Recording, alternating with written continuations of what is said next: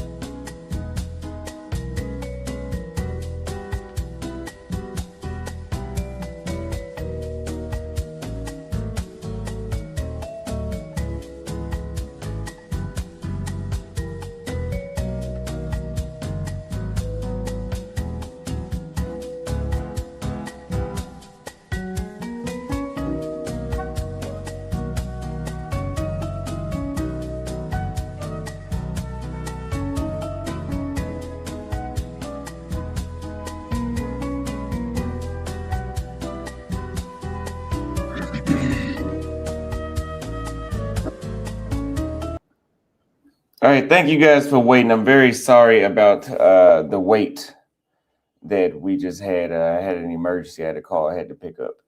So, as I said before, to all the Americans that are watching, Kenya is nowhere near Africa. I mean, not Africa. Iran. If you wanted to fly to Iran directly from Kenya, it would take you every bit of anywhere from 6 to 7 hours. So, asking someone what's going on in the Middle East and thinking that their information is more valid because they're in Africa doesn't make sense.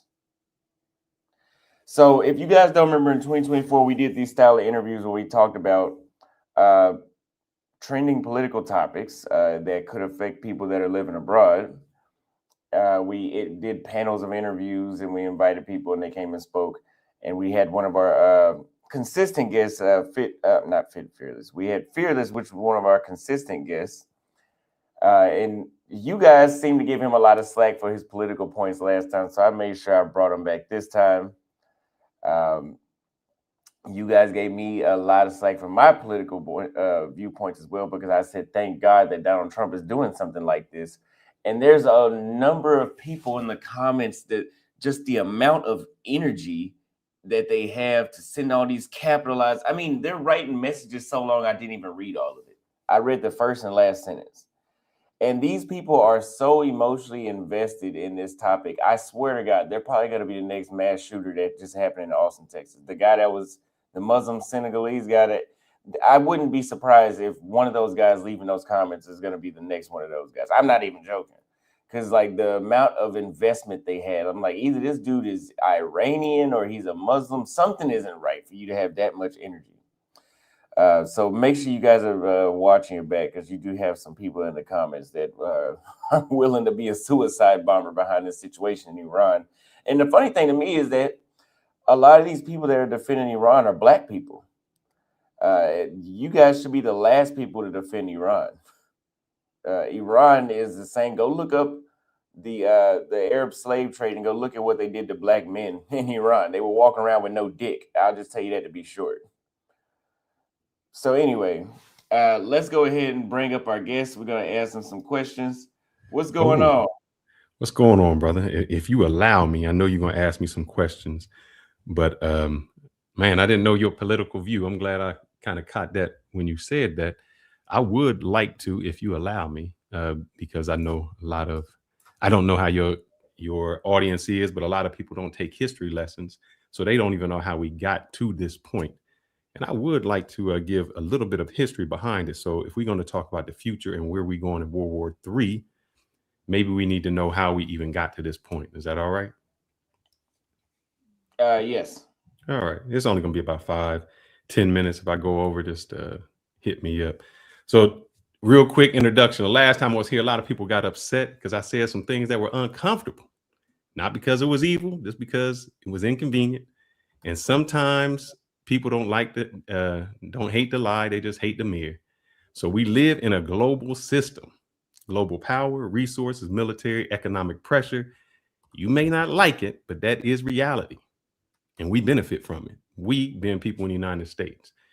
I always reference this movie, A Few Good Men, when Jack Nicholson says, you don't want the truth because deep down in places you don't talk about at parties, you want the military on that wall. And neither I don't have the time nor the inclination to explain myself to men who rise and sleep under the blanket of the very freedom that is provided and then question the way in which it's provided. So I say this: if you for military action, then just say it. Don't pretend you don't like global dominance without force. That's what happens. Power isn't maintained through vibes, it's maintained through leverage. And if you believe that America should protect its trade routes, its resources, global influence, then understand that's what we got to do. If you're a person that says, I don't like intervention, that's a moral position. Just stay consistent with it. And if you don't like it, that's fine. Just be ready for higher energy prices, supply chain instability, weaker negotiating power, and be ready for other nations to fill that vacuum. I always say this: everybody want to eat the steak, but nobody wants to see the slaughterhouse. Now let's get to how all this thing started. We got to go way back. A lot of people didn't take history lessons, so I'm going to give you a history lesson. Only going to take 5 minutes, but we're going to get there. This started back in 1901. And the reason I'm giving you this history lesson, Austin, and giving this thing is because history repeats itself, and you're going to see a lot of the same things that are happening now that happened then. And when we say why it's happening, this is why it's happening. Darcy. So in 1901, there was a British man named Darcy. He went over to what is called Persia. Y'all ever watched the 300? 300, the Greeks was fighting Persia. That's what it is. Persia. He went over to Persia and said, hey, I'm going to give y'all some money. Why I'm going to give y'all some money? Because I want to get with the oil. He hadn't found oil yet. There was no oil over there, but he bought some rights to an oil. About 4 years later, he struck oil. And when he struck oil, they called it the Anglo-Persian Oil Company. Cool. Persia at the time was happy because they said, we're going to give y'all a cut, give y'all 16%. We're going to come over here. We're going to take all the oil. Y'all get a profit from it. That was great. Then the Brits came in. Winston Churchill said, you know what? Our Navy ships run off of this oil. So we need about 51%. They bought 51% of the oil. Fast forward to a little bit later, Persia, as you know, becomes Iran.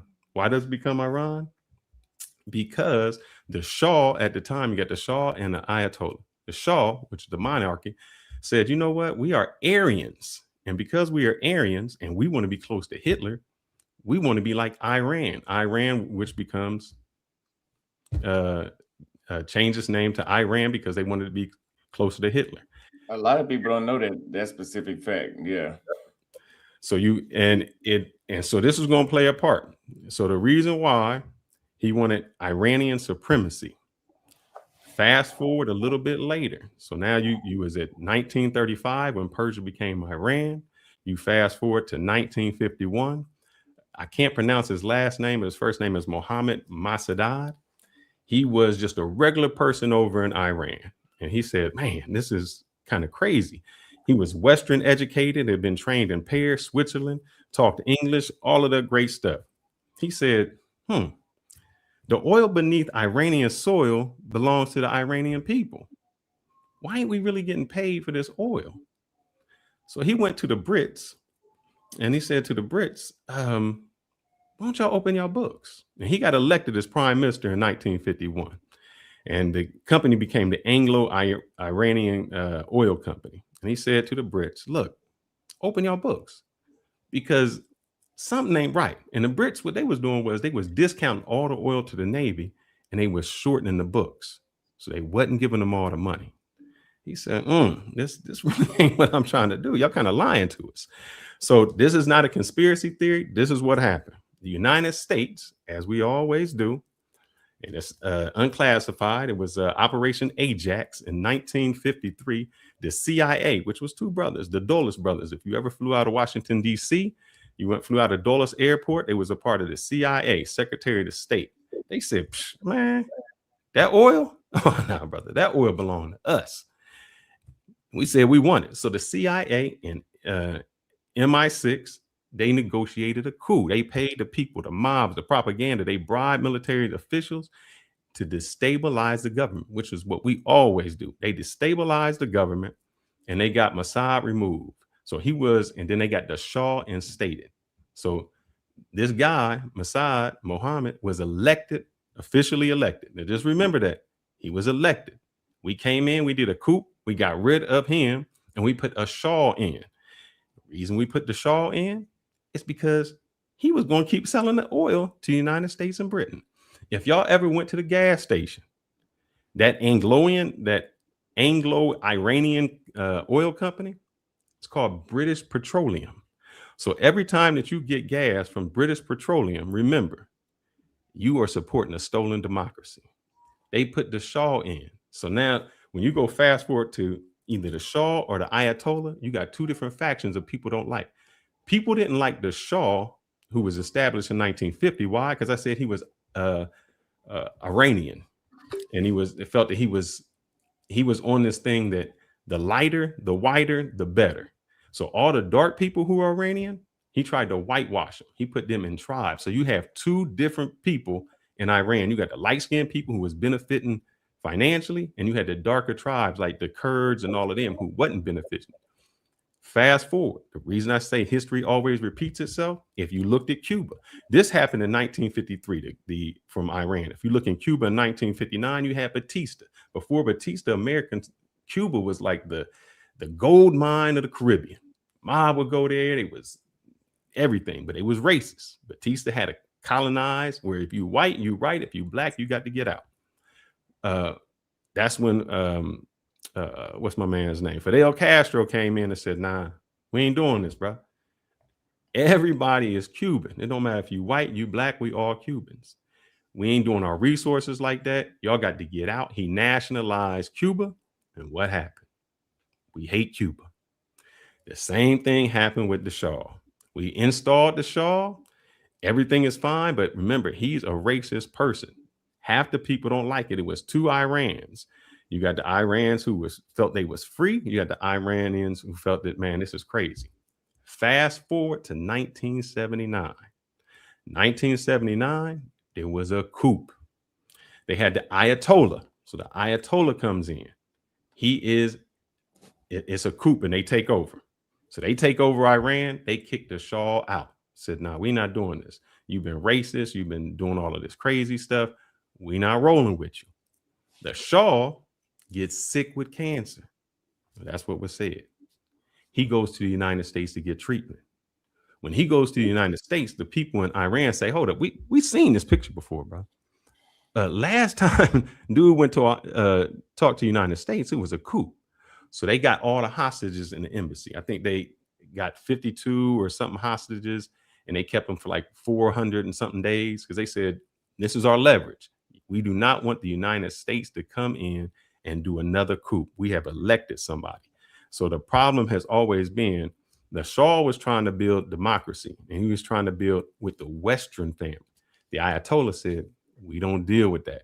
And this is where when they say death to America, this is where it all comes to, because we, America, installed a puppet government, which was the Shah, to benefit us. And we always do it to benefit us. That's why we mad at Cuba when Batista got out, because a government that didn't go with us was installed, which was Fidel Castro. When it came to Iran, it was the same exact thing. So, like I said, before this, Israel and Iran was cool. It was like, oh, they was partners. After this, because we didn't give them they took their own oil and nationalized their own oil. We wasn't happy with it. Now, some of this will be my opinion. So, like, I need you to understand that the Israeli government was hard under the Ayatollah, and it was hard under the Shah. It just mattered what part you was on. If you was lighter, you like the Shah. If you was part of the Kurds, you like the Ayatollah. Fast forward to how all of these groups started happening. You had the PLO. So if you had Yasser Arafat was he was a freedom fighter for Palestine. He was in Lebanon. Israel invaded Lebanon to get rid of Yasser Arafat. Anytime you take somebody out, people feel the vacuum. Those people we call terrorists. If you were Indian, you say, man, I'm just protecting my right. A Native American. If you an American, you say the Indians are savage. If you are over in like Afghanistan, you say they're terrorists. If they just say they freedom fighters. So I say that to say with Palestine or with Lebanon, that's how you got Hezbollah. Hezbollah was created. Anytime you have a vacuum, that's all that's going to happen. You don't create terrorists. In Afghanistan, we had the Mujahideen. What is it? Yeah, Mujahideen. So we always do proxy wars. We give them weapons to fight the Soviets because we didn't like the Soviets in Afghanistan. Those same people that we gave weapons to, they became the Taliban, which is crazy. In Iraq, we was with Saddam Hussein because Iraq was fighting Iran and we didn't like Iran. Then all of a sudden, when it's no good to us, we get rid of them. If you remember the hypocrisy of what we do, You may be too young, but when Reagan was president, now remember, we don't like Iran, but if you ever remember the Iran Contra, we sold arms to Iran, people we don't like, so that we could fight the Nicaraguan Contra. So never think that money and resources are never part of it. We always do proxy wars. When everybody says, "Oh, we not fighting and they not fighting," or Hezbollah's bad, yeah. Iran uses Hezbollah, so they don't want to fight on their place. We do the same thing every single time. Afghanistan, Ukraine, we fighting a proxy war with them. Just so we don't have to fight it. We pay other people to fight our war. We've always done it. It always happens. So when we try to blame Iran for doing what we do, it becomes the same thing. Mm-hmm. One other thing, when we fast forward a little bit further, that I want to show you, that's kind of crazy. When we go to today, if you remember, we had a deal where all seven, I think it is 7 countries, Russia, China, we all agreed that Iran wouldn't get nuclear weapons. They agreed to it. I think that was in 2015 or 16. And as soon as Trump got in, he said, "Nah, we ain't doing that." The reason I want you to understand how history works is this. If I'm Iran, I look back and I say, all right, let me think about this. We got Gaddafi, and Gaddafi said to the United States, "You know what? We're not going to do weapons of mass destruction. We fine. We're not going to do it." We give them up. What happened to Gaddafi as soon as he gave them up? They killed him. When Saddam Hussein said, "We don't have weapons of mass destruction, bro. We not fighting nobody," they came in, raided him, and he dead.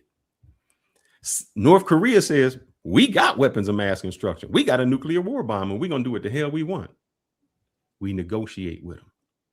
So Iran, we telling Iran, give up your nuclear aspect. And they say, "Well, brother, we already seen what you done did to Gaddafi. We seen what you did to Saddam Hussein, and we see what you don't do to North Korea. We're not giving it up."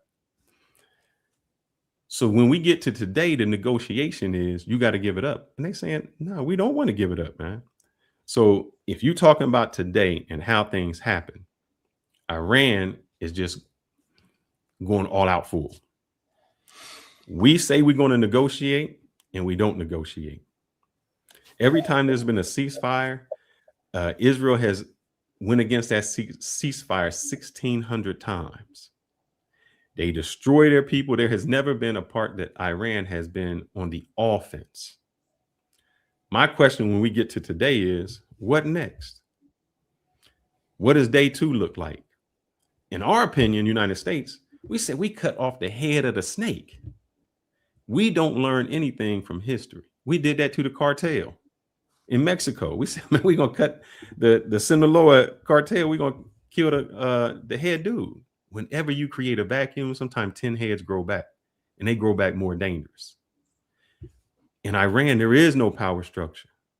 And the next person who may take it over may say, "I'm going full strength," because you already showed us what y'all do when y'all negotiate in peace. What does this mean for somebody like you? Iran is going to blow up. Man, what is that strait called? It's all where the oil goes through. Yep. They got a stranglehold on it. So all the commerce and things that go through there, it seems like it's hard, but all they got to do is blow up one ship, or even threaten to blow up one ship, or just put a bomb out there, and they can stop all commerce. Why? Because the man with a gun and one bullet can hold back 100 people, because nobody wants to be that one person that comes through and gets shot. I think, and I think that's part of the reason why it's kind of an echo. Let me see. I think that's part of the reason why Trump wants to, one of the reasons he wanted to get a hold of Iran and do regime change was because he wanted a similar leader that was friendly like the one before, because they have too much control with that Strait of Hormuz to, affect the economy globally if they wanted to. But I know in 2025 that we bombed their nuclear facilities. And I believe it was 2019 that I forgot who it was that Donald Trump had assassinated there, but that happened as well. for those people that seen those things happen, what is different? What exactly? And you kind of touched on this a little bit, but can you tell me more about what is different about this situation versus those back then? You took out the head of their organization. Yeah. So now you Mm-hmm. have a power vacuum. Whenever you have Mm-hmm. a power vacuum, everybody fights for it. Mm-hmm. There's people in Iran saying, yeah, I want this and I want that. It's tribes. So none of those tribes are going to get together. And then whoever may come in is not going to trust America. Now what you have is Iran saying, look, Dubai, y'all, y'all letting the airspace come through. We getting y'all too. We shooting everybody down who wasn't with us.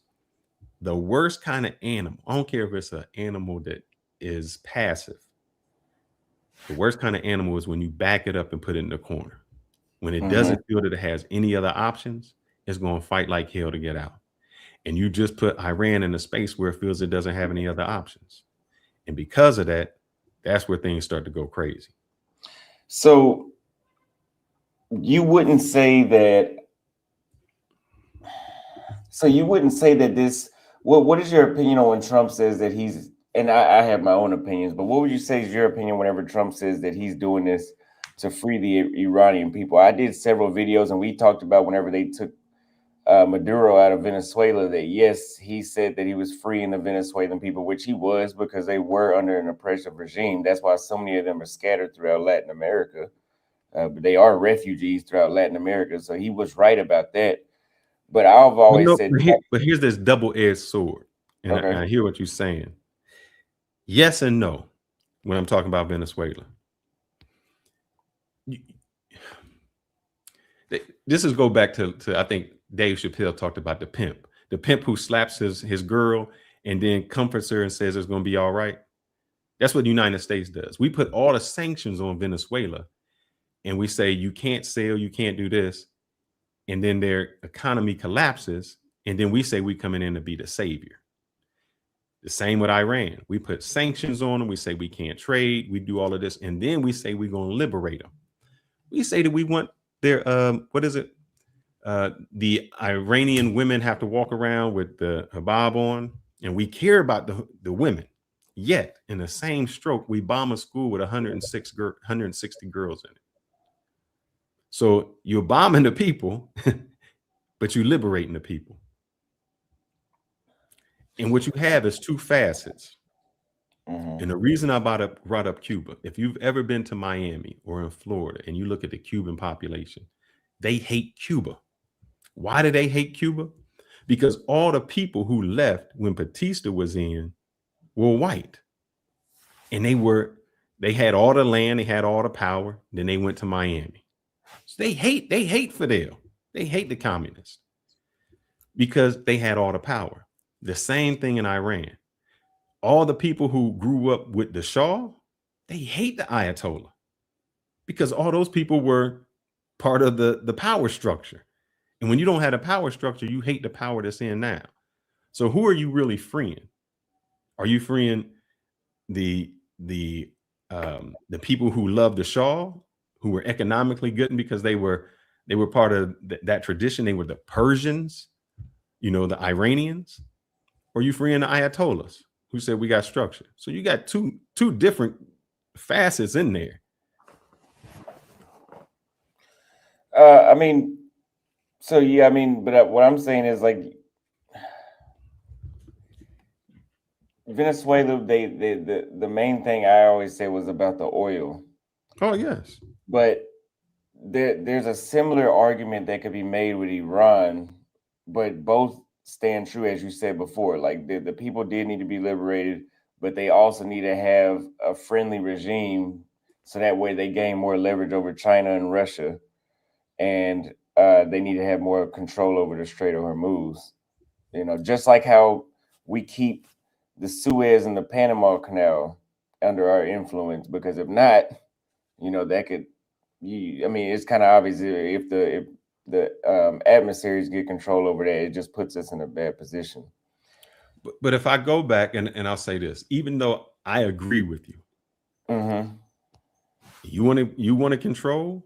You want people in America, you want them $2 gas prices, you want those resources, because places like that, Africa, they have the resources, but we get it out we let them get it out the ground, and then we tell them how they can use it. If you want those gas prices low, that's what we're going to do. And if you want to believe Trump, though, when he says no new war, it's not our business. It's not our business what they do. Mm-hmm. If I was a country like Iran, or if I was a country like Venezuela, Iran, any other country that didn't have nuclear weapons, the first thing I do is get a nuclear weapon. That'd be the first thing I do. We didn't make the world safer by attacking them, because what other countries look at and say, the only way we can protect ourselves is through nuclear weapons. Now, what the United States says is, this is in our best interest. And if we topple that regime, we are hoping that the people rise up. But the people ain't rose up in all this time, because only 20% of the Iran is Muslim. So that means 80% isn't, and they have not risen up now. It's not going to happen. The people in the urban areas, those are the Persians in the areas, Aryans. The people in the fincas and the farm, those are the Kurds. Those are with Ayatollah. The other ones are with the Shah. So it's divided automatically. So who's going to rise up? What's going to be their thing to do? Let me read a couple of these super chats. Rasa Ra 2000 says, "Hey Austin, I love your content as a Marine Corps veteran. I am not for this war, but I wish all of our troops the best. Thank you very much for the super chat." He also follows back and says, "Your guest is spitting facts." Yeah, he's very knowledgeable on the history of Iran and this entire situation, which is very important. It's very important to know history to better understand things and why they happen. Then we have African Native with a 10 Canadian dollars super chat. Thank you for the super chat. Also, if you guys are enjoying the show, make sure you hit the Cash App at $ Austin Holloman, or send a super chat of at least $5 or more for me to read your question. I also have another guest I want to bring on as well, and we're going to continue with another question here. Let me see. There's some background noise. So now that we already know that the United States and Israel did a joint operation, as you said, they were bombing Iran. They even bombed some school children, which were just, I don't want to be insensitive, but casualties of war. It's just part of what comes with war, unfortunately. And this is why wars aren't fought at this rate as often as they used to be, because, I mean, as you can see throughout Vietnam and even Desert Storm, like, it's just innocent people get caught in the crossfire all the time. And so now the supreme leader, Khomeini, that was there, is now dead. They tried to put a new runner-up supreme leader, and they said hours later his spot was bombed too. He's dead. So I think essentially it seems like anybody that tries to come up and tries to replace is gonna die, and they're basically forcing a democracy on them, because it's at this point they're gonna get what they want completely. So here's the thing: we've tried to force the democracy on everybody. That's how you got Hezbollah. That happened over there. Every place that we said we're going to force democracy and we're going to put these certain people in, it always comes down to somebody else comes into the vacuum and creates even worse conflict on every side that we've tried to do it with. That's how we got the problem in Yemen, the problem in Iran, the problem in Afghanistan. A vacuum of power always leads to somebody who says, I'm willing to do what the other person isn't willing to do. correct. You hear me? Is my background noise too much? No, it's fine now. Okay. And I know, and not to interrupt you, you said there's a casualty of war. Yeah. Do you think terrorists are born that way, or are they created? They're definitely created that way. I mean, I've watched a few. I forgot his name. I think it's Sean Ryan or something like that. He's a former. He's a veteran. He interviews guys that fought in like Desert Storm, and he talks about how he was ordered to kill people that were supposed to be arms dealers over there, and I think they were in Iraq or something like that. And he has to kill people in front of their kids, and then he talks about how those kids grow up and become the next person he has to kill. Mm-hmm. So if you're saying we're looking for somebody to rise up, but that hasn't happened in any time we did it. Gaza, you got Hamas. Lebanon, you got Hezbollah. The West Bank, you got the Palestinian Authority. In Yemen, you got the Houthis. In Syria, you got somebody. In Lebanon, you got somebody. We haven't learned that we think by cutting off the head, it cuts it off. We just create more freedom fighters to say, I'm not going to allow this to happen. That's not why they were attacked, though. Why? I think we're missing the point. That's not why Iran was attacked. Why was Iran attacked? Iran was attacked because of the nuclear weapons and the other weaponry that they were making. My name's Jared. I was in the Navy. I was the aviation ordnance, which meant I built bombs, I built missiles, I built all those things. That is secret clearance, so I'm privy to weaponry. What they were doing was creating. Since 1992, Netanyahu has said that Iran is weeks or months away from having a nuclear weapon. That's 1992. So 1992, 2002, 2020.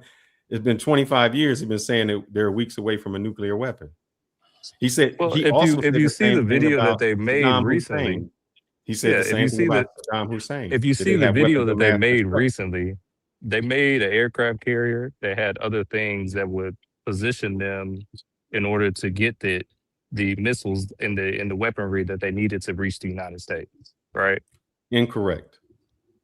Okay, so you didn't see that video? Incorrect. They don't have. You didn't see that video? They don't have the ability. Also, to reach I wanted to go to another point that you were making too about the girls that were bombed supposedly. Mm-hmm. So are we gonna take the word of Iran, the people who killed thousands and thousands of their own people? Are we going to take their word saying that we bombed girls? Do you think it was us or do you think it was them? Do we take the word of Israel when they bombed thousands and thousands of people? That's not my point. Do we take the word of the United States? Hold up. My point is, do we take the word of the United States when we bombed thousands and thousands of people? Do you think Venezuela was about a drug lord? My point is, this is what the United States said, that we went to Venezuela because of drugs. Do you take that? Is that true? Can we go back to the bombing of the girls? Wait, first I want you to answer that, because if you were saying that if we got to take the word of the United States or the word of Israel, that's not what I said. That's not what I said. You're telling me I can't take the word of Iran, that they got propaganda. What I'm saying is, Iran has been killing thousands and thousands of their own civilians. That's their people. What I got to do with that? That's their people. You gonna let me finish? Why do I want to put the United States? Are you gonna let me finish? Okay, go ahead, sir. I'm sorry. They killed thousands and thousands of their own people because these people were revolting against the government. Correct? Is that a correct thing to say? I don't care. That's their people. Their people need to rise up. That has nothing to do with me. I don't want to put my son, my daughter, my uncle, my aunt in harm's way because of somebody else killing their own people. So my point is, the point that people are saying in mainstream media that the U.S. bombed these little girls in the school, are we going to take that point from the Iranian government or the Iranian, the way that they get their media out, which is heavily government, right? Like the government runs the media there, right?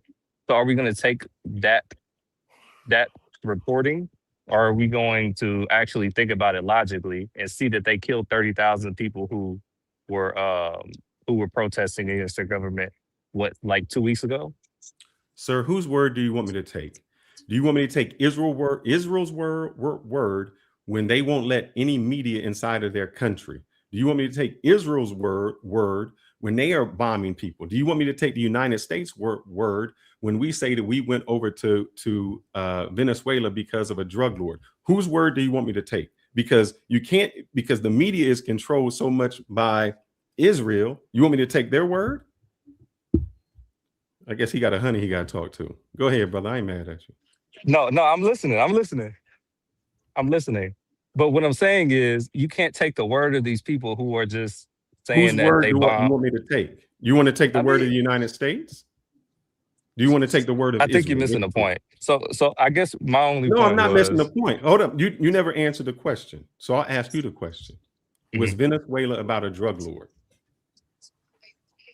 Should we go back to Iran? And Oh, we can talk God about damn, man. Come Venezuela, on, but bro. I want to stick Because, on no, Iran because for a here's what you second. did. What you tried to do is you tried to negate the word of Iran. And by doing so, you're Absolutely, they're saying that terrorists. Israel and the They're United States terrorists. word is up here. They're a Hold terrorist up. country. You tried to nullify They're a country or the ran by Native terrorists, American or the Native were ran by American terrorists. terrorist. So Iran wasn't ran by terrorists. If I came into your country and I did a coup and I destroyed the person that you elected and I took them out because I could get the oil and those people fight back, how are they terrorists? That's not, I Or, think so this is is the what you're doing. Taliban This is what you're terrorists? doing. And this is what people like you and Dr. Umar. No offense to you. I Not don't that. know you. I No don't think, no, disrespect to to me, you. they're not This is what terrorists. people They're do. not This is what terrorists. people do. Okay, I just want the audience to listen to this, and Okay. we're having a conversation, right? This is what people do. They say these big words. They have all of this history. They throw all this history out, and then Iran is not they terrorist. negate I answered your logic. question. They I negate believe logic. them. I believe The them. logic is these people were building a weapon that was going to make it to the United States. That's They've been building a irrefutable. weapon The since logic is 1992. the logic is they were getting ready to have They've been nuclear getting ready since weapons. 1992. They were getting very close. They've been Okay, getting close since 1992. That's what we've my been point telling them. is, We've been my saying the point same is, thing. if you allow me to say this, my point is, I don't care if they got bombed. They deserved it You know why I because care? they were killing thousands of their own people. The person What that they the that fuck got does that have killed. to do with us? Okay. They killed thousands of people in Rwanda. They killed thousands of people But what in I'm saying Venezuela. is They killed thousands of people all over. What does that have to do with these people, us? right? They killed all of these people, right? They were And making these weapons, right? and They were making these weapons, right? and So if they got bombed, then what? Like, why does it matter?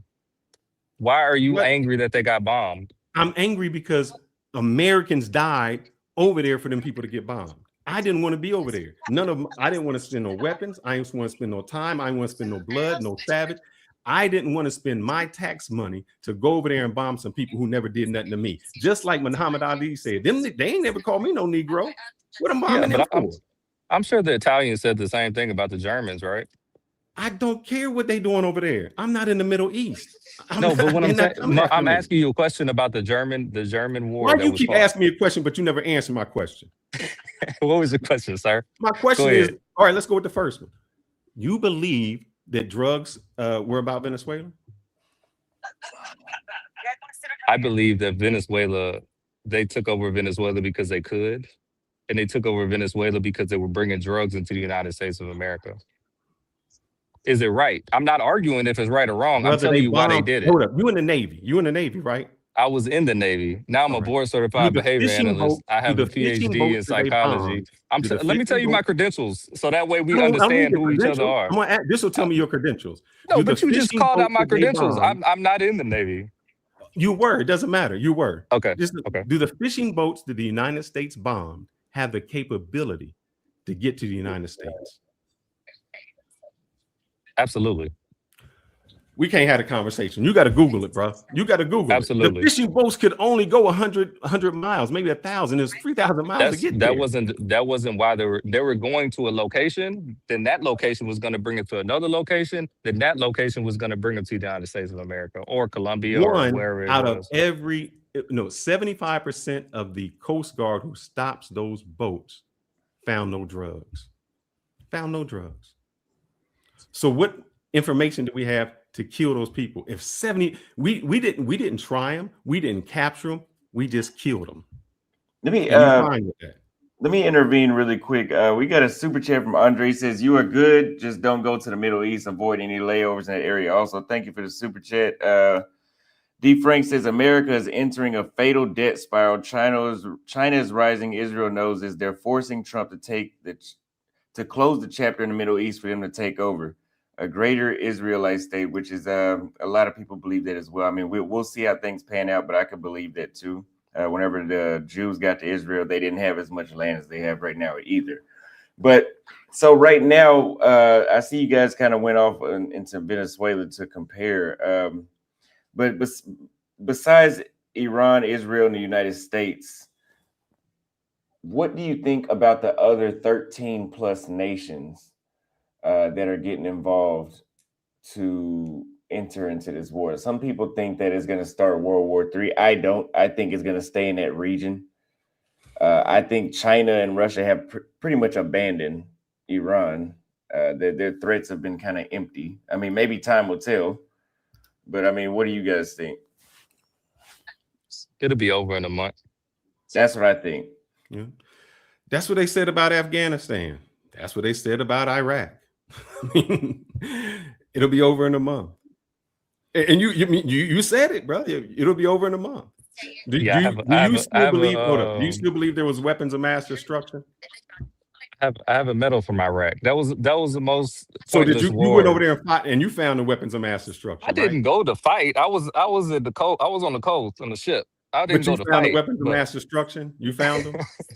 I mean, that's what we went there. You found them, right? Is that why we went there? That's what we were told. We went there. That's why the Joint Chiefs of Staff went there. That they built. You know why we went there? We went there because we were angry that they did 9/11. That's why we went there. Really. Fuck, man. Saudi Arabia. Nobody from Iraq or Afghanistan was on the. Is this where you getting your information from, brother? Please tell me any person. Weapons of mass destruction, but what caused it? What I'm saying is 9/11. You said we went there because of 9/11. There was nobody from Iraq that had anything to do with 9/11. The people that were on there were actually Saudis. That's true. That is true. But what I'm saying is what caused us to caused the war in the general. Why don't we go to Iraq? I can understand you said we went to Afghanistan. Afghanistan is where the Taliban was, and that was where Osama bin Laden was at. Why we go to Iraq? What I'm saying is what caused us to initially even get into the conflict was 9/11. And then we started to get more, not we, but America in general started to make up more shit. That was the initial thing that they said that, okay, we're going to go over there and we're going to have a war against terrorism. You don't remember that? Who was Iraq terrorist against? They weren't terrorizing anybody.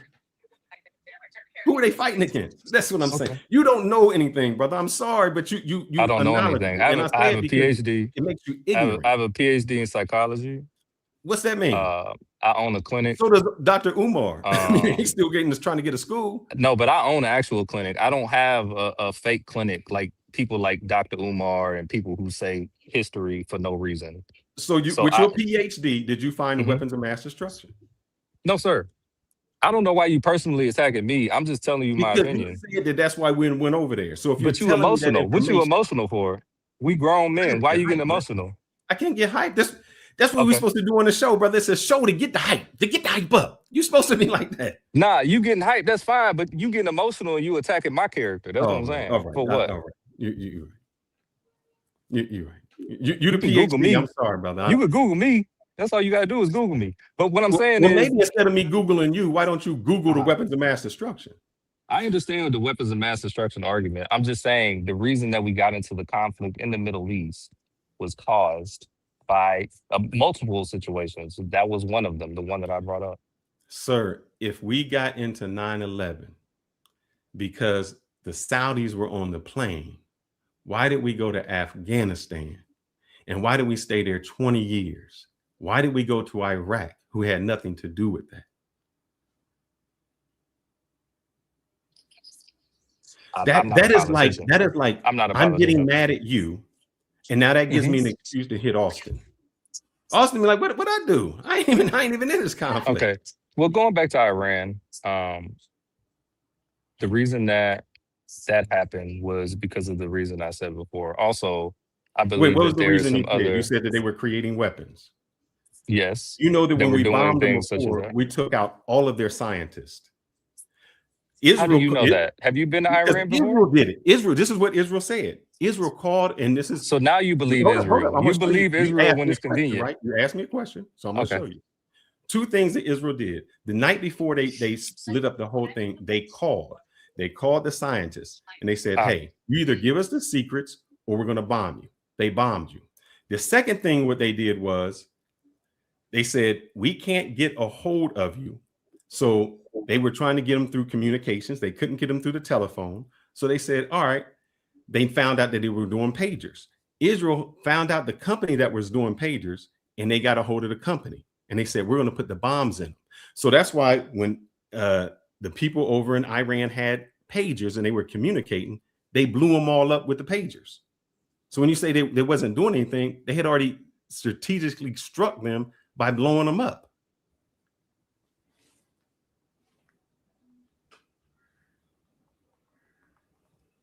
Okay, so do you believe Israel or do you not believe Israel? Israel has been telling me since 1992 that Iran is 2 weeks away from a nuclear weapon. When we did the deal, when Obama and the other countries did the deal, they went into the country and did checks. And they said they are not where they are at. They did eye checks to say it. They are not where they are at. Okay, so let me just break down my Do you argument. believe Israel? No, let me just break down my argument, right? Do you believe Israel? My argument is, let me just break down my argument. My argument is these people, this repressive regime has been killing their people for a long period of time. And they killed thousands. Why do you keep interrupting me? Why do you keep interrupting me? I don't understand. Because that makes no sense. I don't care what other people can you are doing just respect? Can you just respect when I'm talking? I never interrupted you. I never You're right. talked You're right. over I you. apologize. It's disrespectful. So my point is they were doing these repressive things in their regime, right? They were killing thousands of people. They were threatening the United States and allies. They were talking about how they're going to send weapons over to America. And then they get bombed. They get bombed first with like you mentioned before, with the location where they supposedly had the nuclear weapons. Then they got bombed again and they killed the supreme leader right now. My point is, the reason that they got bombed this second time is you or I can speculate as much as we want, but at the end of the day, neither one of us really knows. But what I'm saying is, I do not feel sorry for a man who killed thousands and thousands, possibly millions of people being killed by the United States government or Israel, whoever he was killed by. I'm not red or blue. I'm not Democrat or Republican. I'm Green Party. I'm by my money.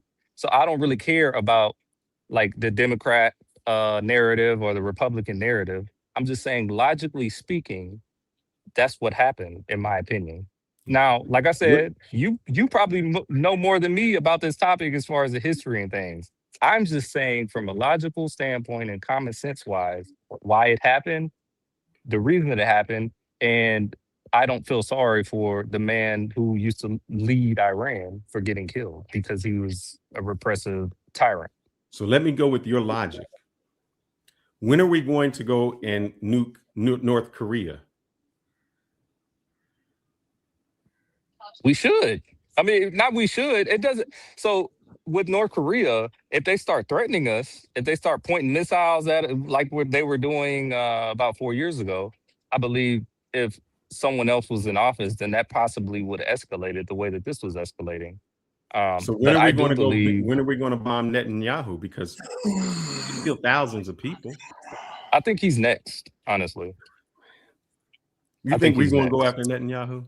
Yeah, I think so. I don't think Trump is done with either kidnapping or killing leaders. I don't think so.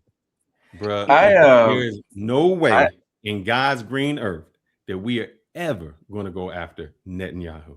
I don't know about going after Netanyahu, but I agree with you, Jared, about going after more leaders. I think Cuba is up next more than Netanyahu. But let me read one more super chat really quick. My question then, though, before you read that, why?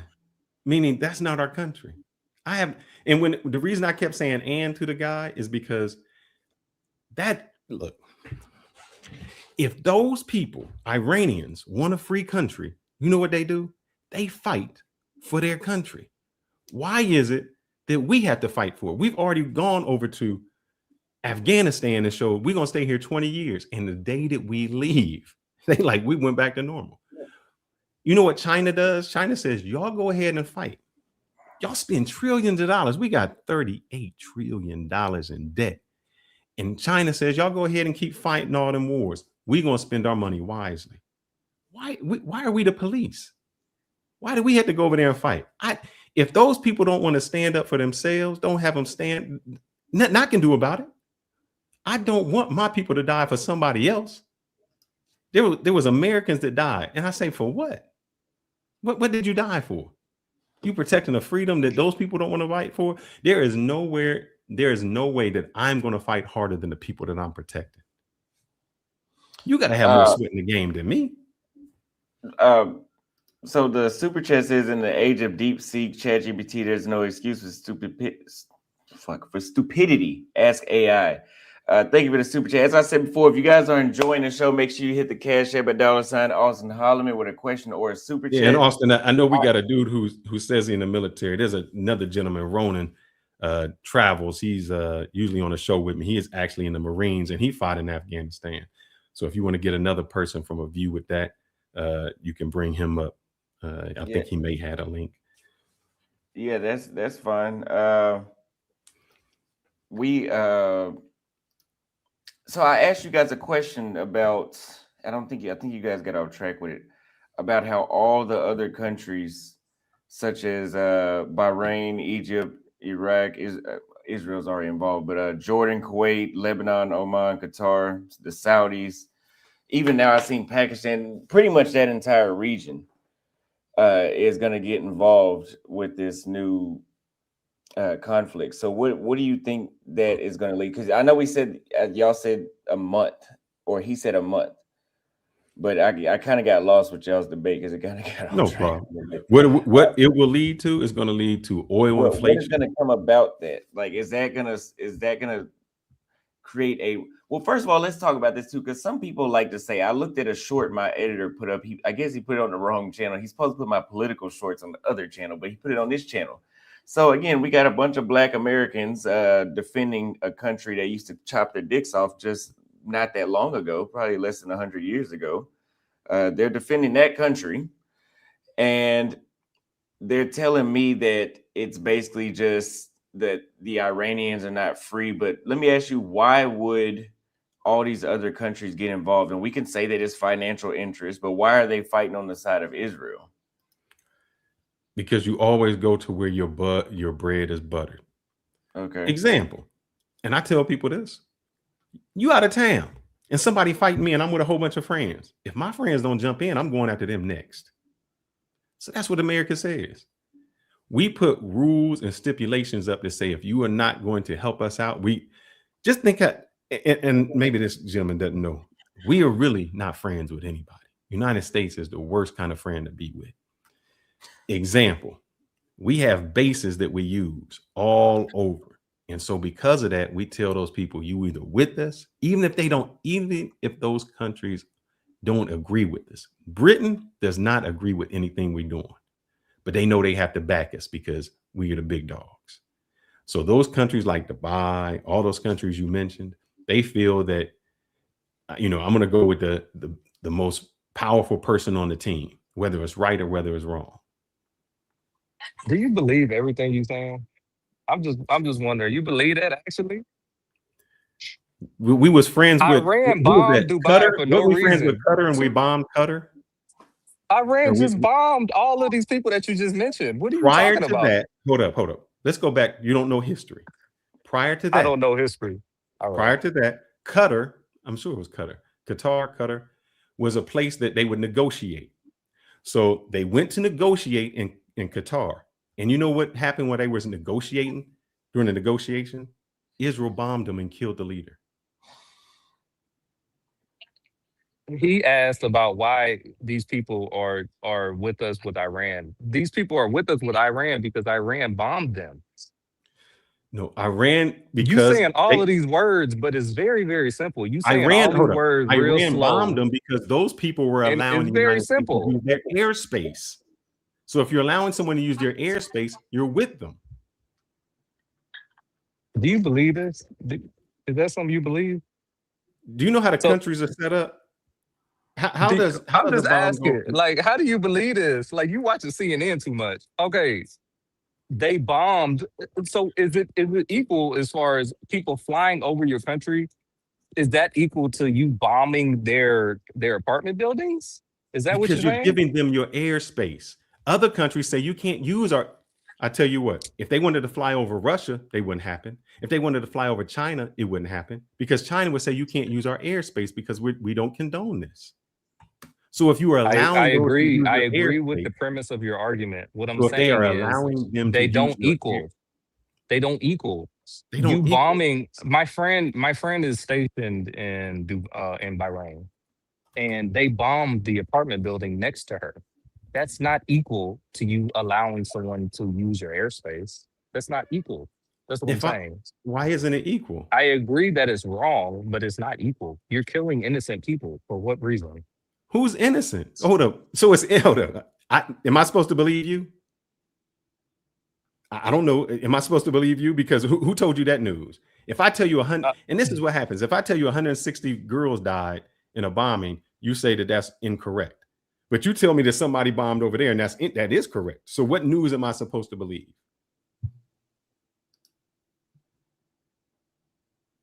all news outlets are reporting Brother, you that a they PhD, but actually your bombed sound is the jacked up. You got to invest a little bit more into the sound equipment there.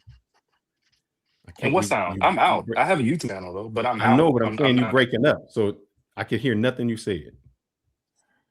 What does me being a PhD have to do with it? Why I don't understand why you keep trying to attack me like my person.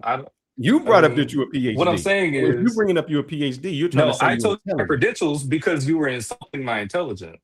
You were insulting I'll my let the character, so chat I brought up insult my your intelligence. credentials. I won't insult it.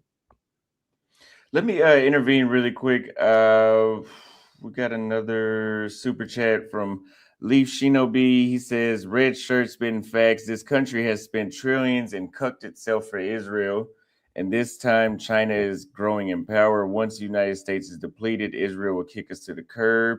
Mm-hmm. Well, we'll have to see about that one. I don't really have a response to that last sentence. Salute Austin and the panel. Thank you for the super chats, both of you. We're bringing up some more people on the panel right now. So, what do we actually know since you brought up the apartment buildings being blown up by the drones by Iran? Also, I want to come across. I came across something. Sorry, I got a little bit of sleep. I came across somebody that I met that is from Iran that posted a video where even though that Iran is currently still getting bombed massively right now, the police are still creating checkpoints and shooting people the same way they were doing during the protest. I know. This brother, hold up.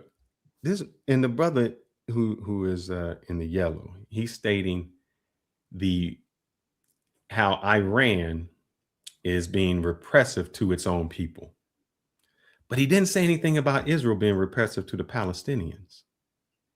He talked about the innocent neighbor that got killed, but he never brought up the innocent people that got killed in Palestine. Brother, are you a op? Possibly. I don't know if I'm out or not.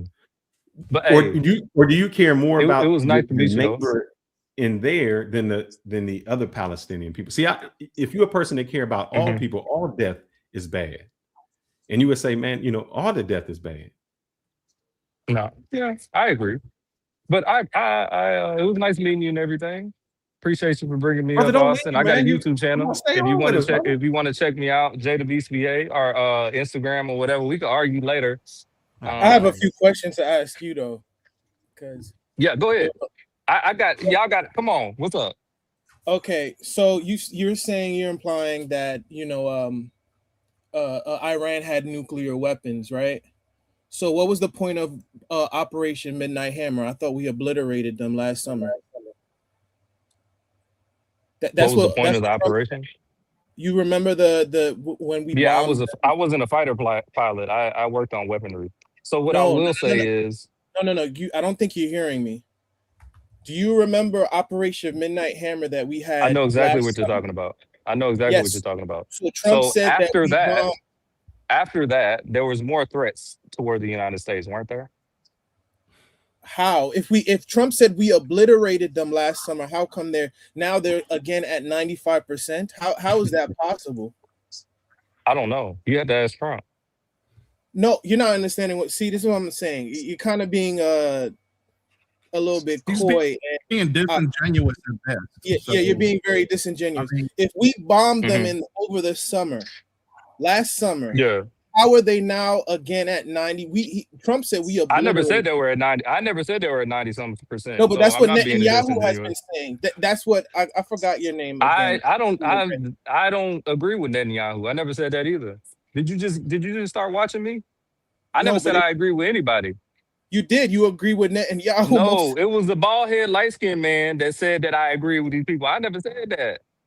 But He you was said rage no. baiting. But you just said that Netanyahu they're our ally. You also said that. You did say that. What? You said I never Israel said is- nothing about Netanyahu. The bald head, light skinned man that was trying to rage bait, talking about my personal character. He was saying that I said this Then stuff. where I did never you get said your any of this you stuff. information? Then hold up. Let me ask this. Where did you get your information that Iran was close to a nuclear weapon? From them. That's what they continuously said over Who and is over again. them? The regime. Iran never said that. They said that we aren't even There building was nuclear weapons. evidence. We only having There was nuclear evidence. energy. There was But- also evidence. and that's my point. How is it that you have evidence that they have nuclear weapons when Trump said This is the we problem are- with y'all. No. This is the problem with y'all. Let me Let me tell finish. y'all the problem with y'all. Let me No, tell you the problem with y'all. let me finish. Because I Y'all feel want like to live in the echo chamber. how we being in the echo chamber. You don't know what I know. Am I If we was in the echo chamber, we would be going with Y'all want Trump. to live in the echo Wouldn't chamber. we? See, this is Nah, what I'm saying. hell nah. Honestly, this is what I hate when black men don't do this. You don't want to concede a point and when you're wrong. You said that they have nuclear Mhm. weapons. Did you or did you not say that? If I said that, I was wrong, and I apologize. Okay, I appreciate you for saying that because that's what Fearless is saying, and I'm backing up Fearless Oh, because okay. I'm providing the point of Operation Midnight Hammer. We had the operation, Okay. the military. I didn't campaign. realize that I said that, so I apologize if I said that. Okay, that's what we're pointing at, and that's what Fearless is getting at. Because Okay. multiple times Netanyahu said this during the Clinton administration. He said it during the Obama administration that we're at Mhm. that Iran is at 95%. Iran is at 95%. They were never at 95%. Even the Khomeini had said that they do not want to establish a nuclear program. That was Yeah. one of the reasons why Trump went to them last year, right? Mhm. He went to them prior to them bombing Iran, and as soon as they started having meetings with each other, Israel bombed them and Israel bombed Qatar. Now, Okay. your point was that they bomb our allies and whatnot. Israel bombs whoever they want to bomb, right? They bomb Qatar. We have military bases in Qatar. Why is Yeah. Israel bombing them? Israel gets to do whatever they want to. And I don't understand. I don't know if you understand. I wasn't I'm not- arguing about Israel. But I just want people to be informed of how Israel rolls. Israel doesn't answer to nobody. We answer to them, to be honest with you. Because they stole our I don't know if you know Ghislaine Maxwell, who's with Epstein. Her father, along with this other guy, they He sold. just got out of jail. He served 30 years, and as What's soon his as he name? get off the Pollard? plane, Jonathan Pollard, right? yeah, he went to jail for Brother Paul stealing was our former, nuclear Navy contractor. secrets Yes. and then selling them to. He sold our Navy secrets to the Soviet Union, if I'm not mistaken. I think it was him or Maxwell, right? They No, he sold it to Israel. to Israel. One of them sold out our secrets to the Soviet. Yeah, we still mess with them. So that goes to show you what Israel is to us. We are their puppets, right? And my other thing to you, you made the point. I just want to say this last thing. I'm not going to take over the conversation, but you made this point that Maduro. The reason why we went to Venezuela is because they have drugs. Let's say That's not the point that I made. That's No, the point you that said the that. brother. You said that. You You did say said that. it. You did say that. I asked you I said that. specifically. Hold up, no, don't do that. Because when we went there, I We said can run a you recording never back. answered my question. And you said, "What is the question?" Okay. I said, "Why did we go to Venezuela?" And you said, "For the drugs." Don't PhD, baby. No, I did not. You did. Actually. Everybody in the chat, did he or did he not say the reason why we went to I don't Venezuela? give a fuck about no chat. See this now you're being the one and being emotional because we're holding you to what you said as a man in Not the being chat. emotional.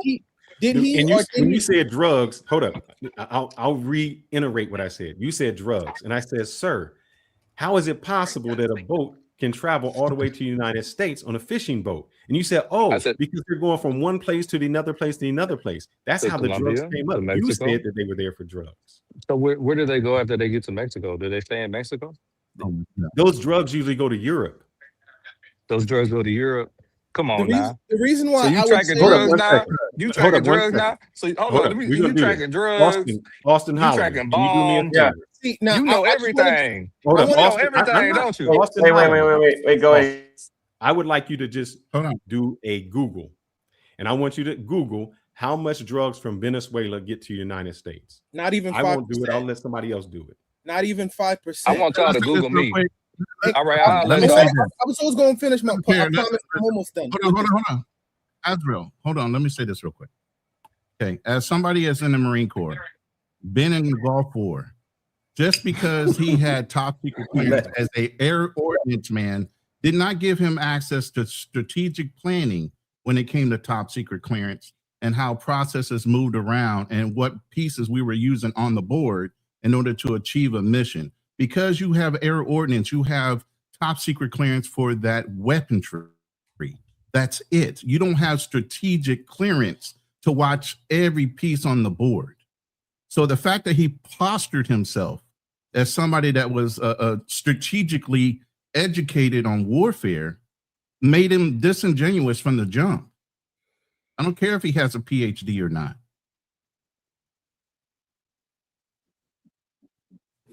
Hey, Fearless, can you ask me that question about Venezuela and I can give you the correct answer?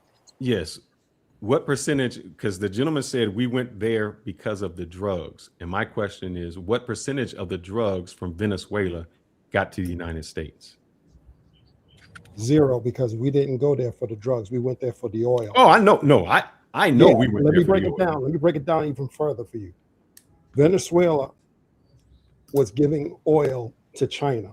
This oil was very thick oil. It can't really go through the pipes. So why are we booming Iran? Because they have the oil that mixes in with the oil from Venezuela so it can get through the pipes. But guess who oil is up in Iran? China. So all this oil that we're talking about, it's China's oil. Mm-hmm. I dropped off by accident. My computer's acting up a little bit. I wanted to say this. My point, I don't know if Jay is still on here, but the point that I was trying to make, right? And this is no offense to him, but it's very stupid. And I need brothers to understand more about geopolitics, because then you sounding crazy talking about Israel as though they're like the best thing since sliced bread and that they're just good people wanting a land that was promised to them 2,000 years ago, which is bunk, right? If we're going to go according to that point of let's say he was saying is true about us going into Venezuela with Maduro. Oh, it's about the drugs. If that was the case, right? How come Trump pardoned the president of Honduras, who was had tons. Teacher? Yes, but let me go back to what I was. This was the point that I was making. The point that I was making was that now I believe you, sir, when you said it was about the oil. I've already done a show stating it was about the oil. The original point was we cannot believe what Iran says. That's what he says. And I said, okay, who can we believe? Can we believe the United States? And he said, yes. Then I said, if we believe the United States, why did we go into Venezuela? And he said, for the drugs. And I said, that's why I can't believe you, because I know we didn't go in there for the drugs. We went there for the oil. So that lets me know that what the United States president told me was a lie. So you want me to believe the United States president telling me a lie, but you don't want me to believe when Iran says something that they are telling a lie. You don't want me to believe, you want me to believe Israel when they say, oh, we didn't kill that many people, or we're not bombing innocent people. So his point was all messed up, because it's like, believe these people even though they're lying to me, but don't believe these people because they could be lying to me.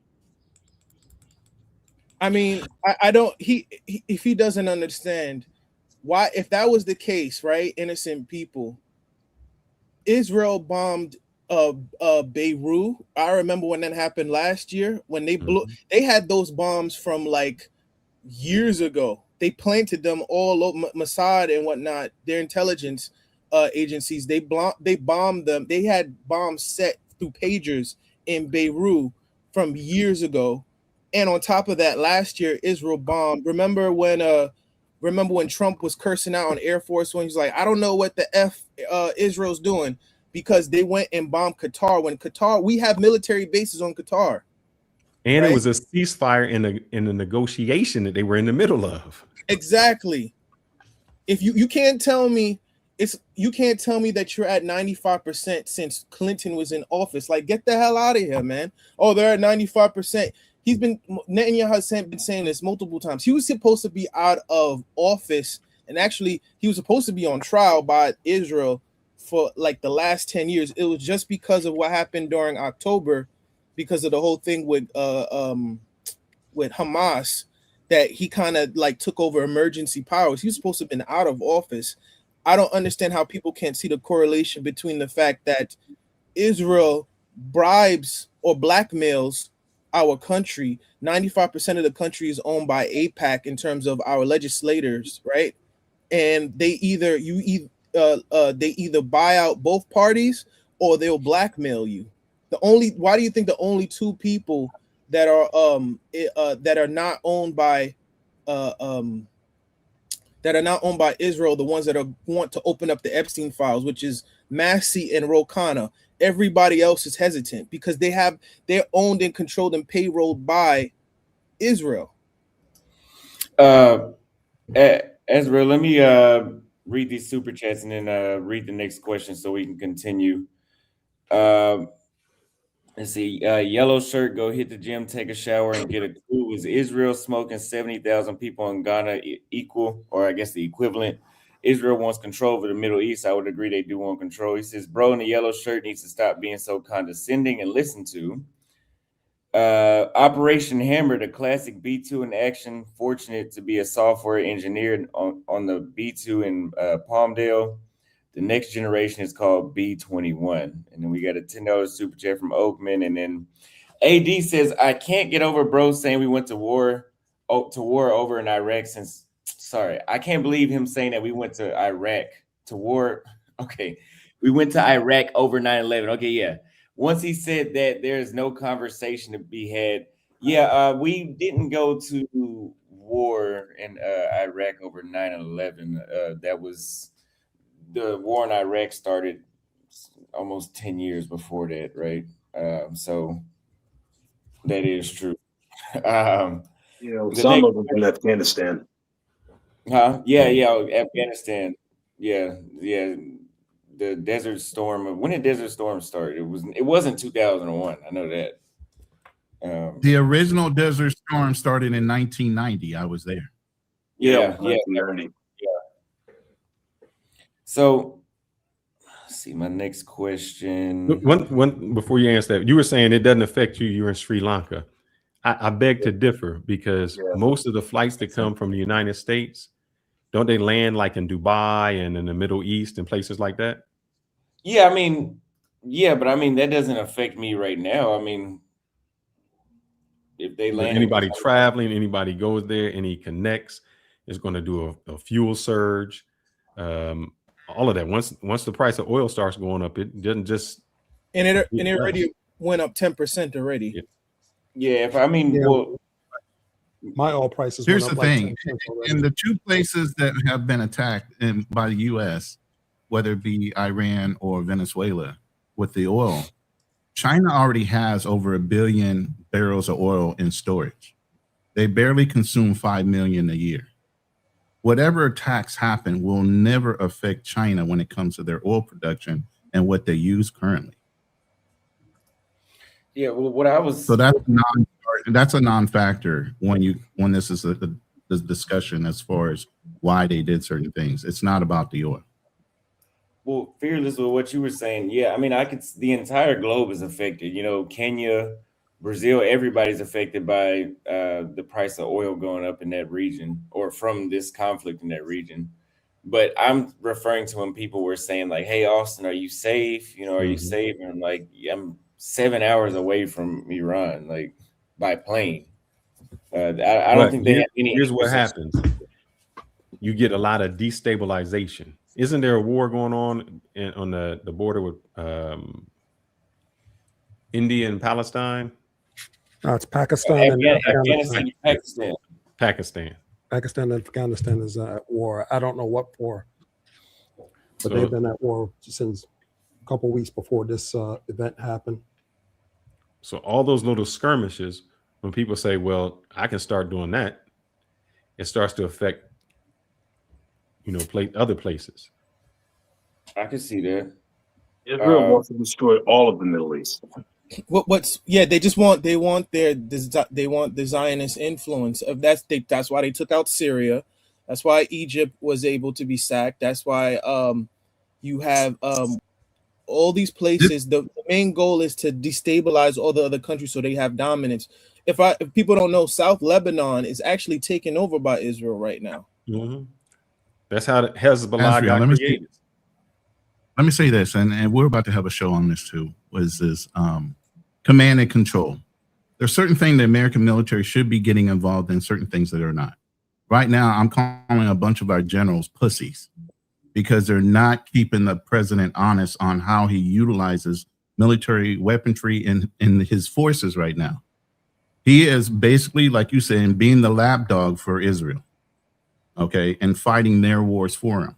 Back in the original Gulf War, we had a whole coalition built of all Arab nations, okay? What did Saddam do but volley over some Scud missiles into Israel to try to provoke them into getting into the war? And U.S. had to literally say, no, stand down. We'll get revenge for you. If you jump in, you're going to break up our coalition. So Iran is in turn doing the same thing. He's bombing every country around them to get them upset at the United States, but it's backfiring. And now those nations are now looking at Iran like, yo, we had nothing to do with it. Matter of fact, we were stopping the U.S. from flying through our airspace to bomb you. But now, since you want to drop bombs on us, we're going to in turn go ahead and back up whatever happens to you. I slightly disagree because when they recently bombed Dubai and a couple other places. I've been all over the place with certain things. It's not coming to mind, but they bombed multiple places that had U.S. military bases. What Iran is doing is playing a war of attrition. In other words, what's going to happen at the end of result of this war, a lot of the Middle Eastern countries are going to be like, okay, you were supposed to. They're going to say the reason why you were here, America, was to protect the interests of the country so that there will be no one would politically overthrow us, or we wouldn't be subject to any kind of military attacks. Right now, it's like if you pay the mob to protect you, but then another gang, right, comes and robs your store. It's like, okay, what am I paying you for, right? So what they're eventually gonna do is the Saudis have no allegiance to nobody, right? They're going to if this keeps up. They'll just eventually, when it's all said and done, they'll either go to Russia or they'll go to either China for protection. Because think about it in this way: if I was the Saudis, I would say to myself, China is not an antagonistic as America, and they do better business with us. Why shouldn't I should tie my allegiance with them? That's why, if you notice, we had an agreement with them about the petrodollar. And since the Nixon era, and now they haven't renewed that contract with us, right? Mm-hmm. So they understand. Okay, America is probably losing its hegemony. As you know, I know I butchered the name, but long story short, they're saying America doesn't have as much influence as it did 20, 30 years ago, right? Iran has more. What do you mean? It's at a point now that Donald Trump is weighing around the heavy hammer, saying, "I'm going to drop the hammer on anybody I want to." And that's what I'm saying with the American military not stopping him. He looks like the bully globally. He doesn't look like the bully. He is the bully. He's recognized as the bully. The reason why is because when we're talking about, for example, we're talking about regime change. And it's funny. Shout out to Myron. Shout out to Professor Jing. Shout out to Jeffrey Sachs. I watch a lot of this stuff, right? They've all mentioned that in order for you to have a regime change, it can't be just by airstrikes. You're going to have to put foots on the ground. This is not going to be great for America politically because people are going to be like, why are we're in a never ending war, right? Exactly. And it's gonna be like Afghanistan. Look what happened to Afghanistan. We were there. We were in Afghanistan before I was It's in high going to be school. worse in Afghanistan. Yes, we've been in war in Afghanistan since before I was in high school, and I'm over 30, right? What happened? And I can tell you right now, no military person, 95% of the people in this room that are ex-military are going to tell you nobody's condoning this that actually have fought in any kind of war. Matter of fact, if you were prior military, I'm sure Passport Blueprint and James sitting on this panel all say this is unnecessary and it puts us as risk as far as our American children. You get what I mean? Absolutely. So we are all in agreement. This should not be, but here's the fact check here. The checks and balances is not only congressional approval, but the actual American military, the generals have the right to question lawful orders. That currently was not approved by Congress. It should have never have happened with American armaments at all. Now, as a Marine, we can go anywhere in the world for 29 days with only the president's approval. You know what happens on the 30th day? We have to fucking pull out for at least 1 or 2 days, and then we can go back in. Other than that, it's an act of war by the American Marine Corps for being in certain countries, and we do it a lot. Okay, we go in and start either, but we have to pull out. But here, that's just the Marine Corps. You can't just use armaments and weaponry of any kind without congressional approval, and that has not been done. And even when it was put to a vote, it did not pass; it tied. So he initiated regardless. I think he didn't. I just want to say one thing. He didn't go through the proper channels, and he didn't get proper or strategic intelligence. Because there's a lot of things that happen before we even go into reconnaissance, and that's approval. So why would you go into reconnaissance and try to figure out how are we going to do strategic warfare if we don't even know what's going to be approved? Once we figure out what's going to be approved, then we start figuring out how to do what we need to do. And when we start figuring out how to do what we need to do, that's always limited. And I mean unbelievably limited, what we can do. He went through all that. So right now, our most effective and most advanced warfare to win a war with anybody, they don't even know how to use it. They don't even know what's going to be approved. They don't even know what's going on. They're just fighting. In that kind of warfare, a lot of innocent, a lot of really good soldiers, a lot of really good strategic battlefield tactics. In other words, what countries and what positions we can keep and maintain in ourselves. We're constantly putting ourselves 24/7 every day around the clock. The military is constantly putting ourselves in position, getting ready for all-out war anytime, any second. Right now, that's been diminished because we don't know what we're doing. We don't know where we're going to be. And I'm telling you right now, if a 4-star general right now was sitting over here of any branch in any position who sits right next to the president was sitting right here, many of the questions, even at our level, we would ask them. I guarantee you hear a whole lot of, we don't know. We don't know. We don't have information. We don't have the intelligence. We don't have anything. That's what you'll get. And when you hear a 4-star general at any level saying that, what he's really saying, a lot of Americans will be dead. A lot of Americans will be dead. And all that is going to be on Trump. Now, in that same sense, you're going to have countries who are constantly, how we're keeping ourselves, taxing ourselves for any kind of warfare. You have also countries that are doing the exact opposite, constantly trying to put themselves in a position to hurt the United States for all kinds of interests. There are multi-billionaires that go to other countries saying, if you do this right here, we'll be able to do this to make a bunch of money. And what they're asking them to do is some of the most vile kind of warfare, the vile kind of murders. And to top it all off, a lot of those billionaires are Americans. And a lot of the billionaires who put money in our government's pockets are not Americans. James, if you think of this, is what I tried to say in the beginning. Fearless, after you go, let me after this one, let me follow up with a question. Fearless, go ahead. All right. We think we do things in a vacuum. The reason I was talking about the coup that happened in Iran, when they say death to America, it's because we had a coup and we installed the Shah for our own benefit. People around the world just don't hate us. They hate us for what we do. We did this. We sabotage other people's democracies and countries. Somebody they're sitting under a government we created. Yes. Somebody in the chat said that Hezbollah and Hamas are terrorist groups. if you know how they started, just like the Mossad, or not the Mossad, the help me out, Ronan. They was before the Taliban in Afghanistan. The Mahdi. Egyptian Oh, I think Mujahideen. Shit.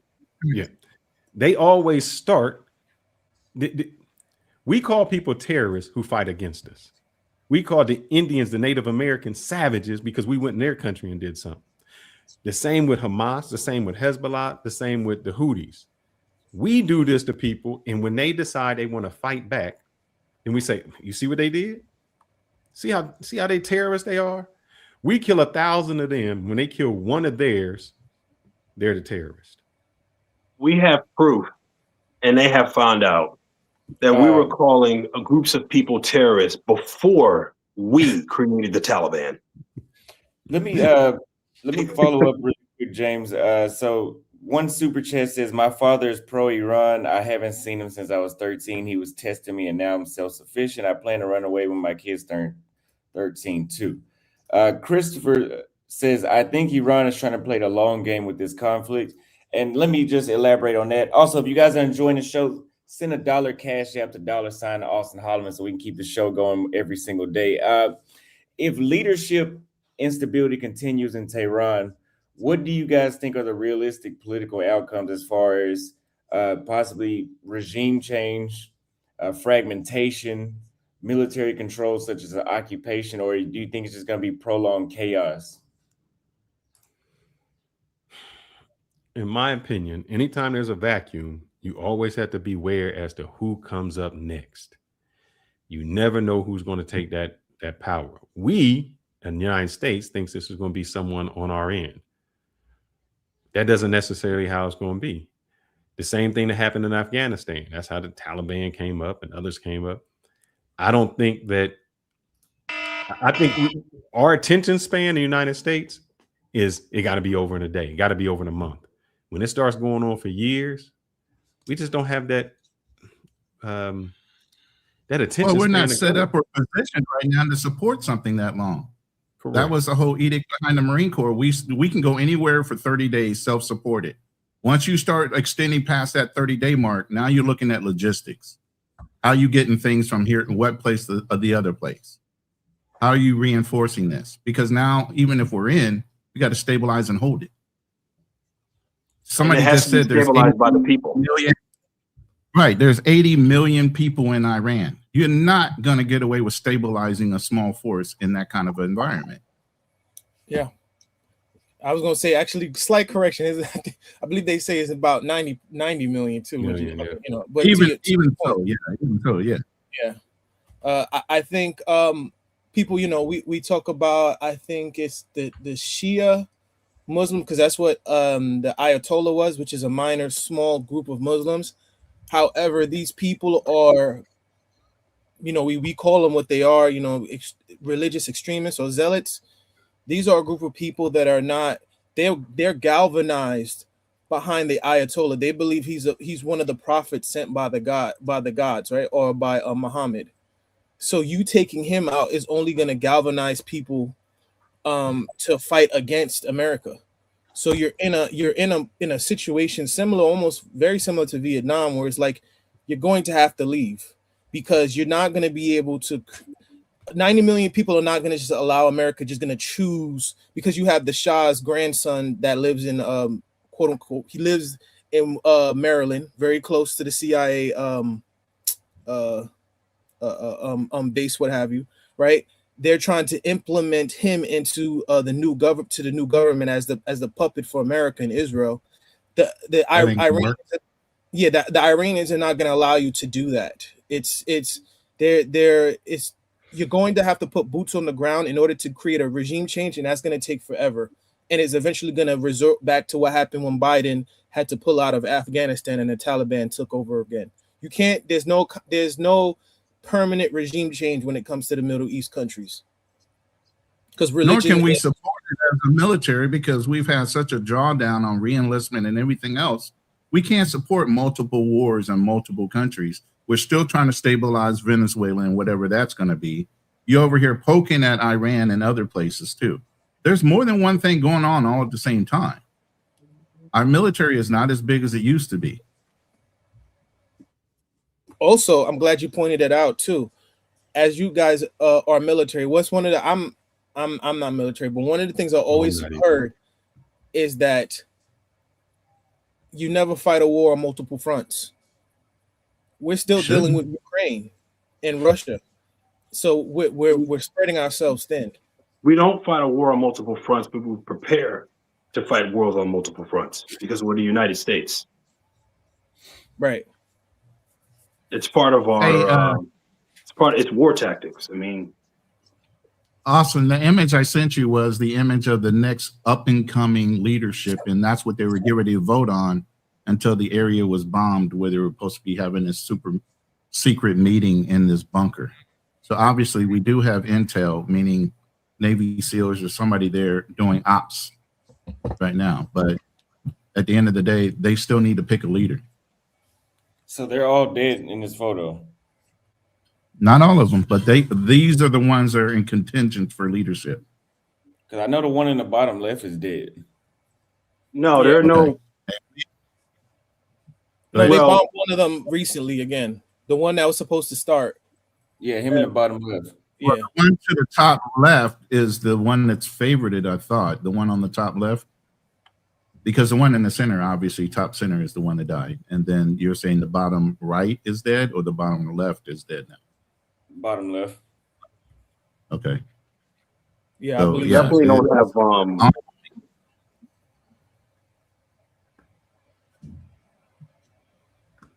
We don't have. I don't think we're sending out any Navy SEALs. Because of what Navy SEALs do. But we definitely have some Army Rangers, Marines out there. But they're not nowhere near Iran right now. We don't have any boots on ground anywhere. So my question is, let's take Israel out of it. Why do you think we bombed Iran? What benefit is it to us? I guess it would be. as Americans, none, but it's for Israel. None. Yeah, this is all about Israel, the greater Israel. This has nothing to do with America. 0 cents for us to bomb Iran. Absolutely none. It's way into the negative and on a massive level. Iran was working with us. They want to cooperate with us because it's good for their economy. It's all around good for Iran to have intelligent talks with us. You know, I mean, it doesn't make sense. Iran didn't want to go to war with anybody. They want to bomb Israel, that's for sure. But as far as America, no. But if Iran manages, I mean, the only good thing, and I'm just going to say it, that can come out of this is Israel gets destroyed. Israel getting destroyed, it'd be a heavy hand lifted off the United States. We can heal a lot. We could handle a lot of problems if Israel goes down. Israel has to go. Everything about Israel has to go. If you guys only knew how much of the United States in all aspects, even our religion, is affected by Israel and handcrafted by Israel. You think they're your own thoughts. You think that it's Israel. And here's why it's really counterproductive. Israel doesn't have a lot of other countries or citizenship from outside nations. We have over 400 to 620,000 Iranians here. At one point, we thought they might have been cells operating independently. So it's very counterproductive for us to do anything against Iran because you don't know what's going on. We're more at risk than Israel at this point, besides for them getting directly bombed by other countries. You know, as far as them bringing war to our shores, that's the worst thing possible for an American. We're calling it Operation Epic Fury. Operation Epic Fury. You know Donald Trump's all about I know sensationalism. he did, but I mean, what do you think a historian is going to say? I mean, think about a really good historian. How are they going to say that when all this is over, and I pray to God it's over soon? And how are they going to present to a classroom of potential scholars Operation Epic Fury? How are they going to try to explain that title? Because a title alone, what you call something, has a library of Hola, Epic Fury I mean, sound like a rapper name. Like my name is DJ Epic Fury. You yo, know? Sound like what up, man? MC Epic Fury. Fury up in the house, baby. We about to hit Right. you out with the air bombs. You know what I'm saying, man? Right, Sorry. right. Let me ask you another question too, since you brought this up, Fearless, about how you think the global economy is about to be affected in the next week by this situation in Iran. That's complicated. Oil going to go up, inflation going to go up, the housing market. If we were in the United States, we were in the process of saying, hey, we're going to try to lower mortgage rates. But if inflation goes up, we can't lower mortgage rates. So that means that's going to be pushed up again. So no one's going to buy housing. I guess if you got a 401k, you might want to get out of some things, except maybe the defense market and energy stocks. That'll probably help you out. Everything else, if transportation and there's a disruption, that means everything goes up. Consumer, tech, all of those things starts to raise up. Right. And one of the main reasons why all goods coming from all, countries is going to go up is because when you're fighting a war like this, they can't just use their regular routes. And we have to pay them on top of that because of the dangers that we created. So even if they have, price gougers is going to also come in and make these even difficult on top of that, even when they get to the United States. So we're going to have to pay a lot on a lot of different fronts. I mean, the war and the economy used to kind of work with each other, but because of the way we do business these days, at the same time, what do you think China's doing right now? They're going around, they're talking business. They're on the phone talking business. They don't give a crap about this war. They don't have to do nothing. All they have to do is just say, stay away from our routes, stay away from our waters. And to go to your point, James, the reason war used to help us out is because we were manufacturing stuff. That's right. So when there was war, there was more work here because we're manufacturing. Now we're consumers. That's right. Buy. And who's all the bombs that are being built right now? Who makes them? China. I mean, even think about it now. We're almost running out of interceptors. Not as it's Russia. Oh yes, yeah. Russia and Israel, they love this. This is their dream come true. This is what they wanted. More than anything, what Russia wants is the destabilization of the international relationships that help the United States, the UN. He wants that destroyed. Okay. Israel doesn't really want the UN destroyed. They just don't really care because as far as they're concerned, as long as we got the United States in our pocket and England and Germany, we don't have to worry about nothing. Because even without the UN, there's a bunch of countries that are powerful that's going to help us anyway. As the UN doesn't hold them all. The UN it's not exactly what a lot of people think. They think the UN just creates a bigger country and that we're all part of the same system. It's not exactly like that. The UN, how it operates, is quite a lot more complicated than that. We got a couple cash apps. Kevin says he's asking about what wartime investment opportunities are there. I told you, oil, Lockheed Martin, Indy Defense. Yeah, you got to invest in it. Northrop Grumman. What's the other one? Lockheed. What's the one that starts with a Ray? I forgot what it's called. Raytheon. Yeah, Raytheon. Addie Wesley says, I like your geopolitics, bro. The $20 cash app. Thank you very much. As I said before, if you guys are enjoying the show, send $1 cash app to $ Austin Holloman. If you have a question you'd like to be read, send a super chat. So most importantly, since I travel, there's a lot of people that travel. I'd like to tie in geopolitics with traveling. How would you say, and you kind of touched on this earlier too, Frizz, we got a lot of my questions out of the way at the very beginning. But people that are traveling or living overseas, especially in Europe, Asia, Africa, and especially the Gulf region, I mean, they can't travel at all, so they're irrelevant right now. How do you think this is going to affect flight routes, embassy alerts, visa processing, insurance coverage. Do you think that some visas could even be denied now for Americans just because all this is going on? Yeah, which is crazy because, for instance, maybe a visa from Iran. We go over there, we destroy the country. The people need to go somewhere, and we say, "Well, you can't come here," so we deny them because we don't want to bring anyone here. We deny them entry into the United States because we don't want them here. The flight, like I said before, if I was flying and you don't know what's going on in Dubai, and that's a median place to fly into, you're a commercial airline, you don't know what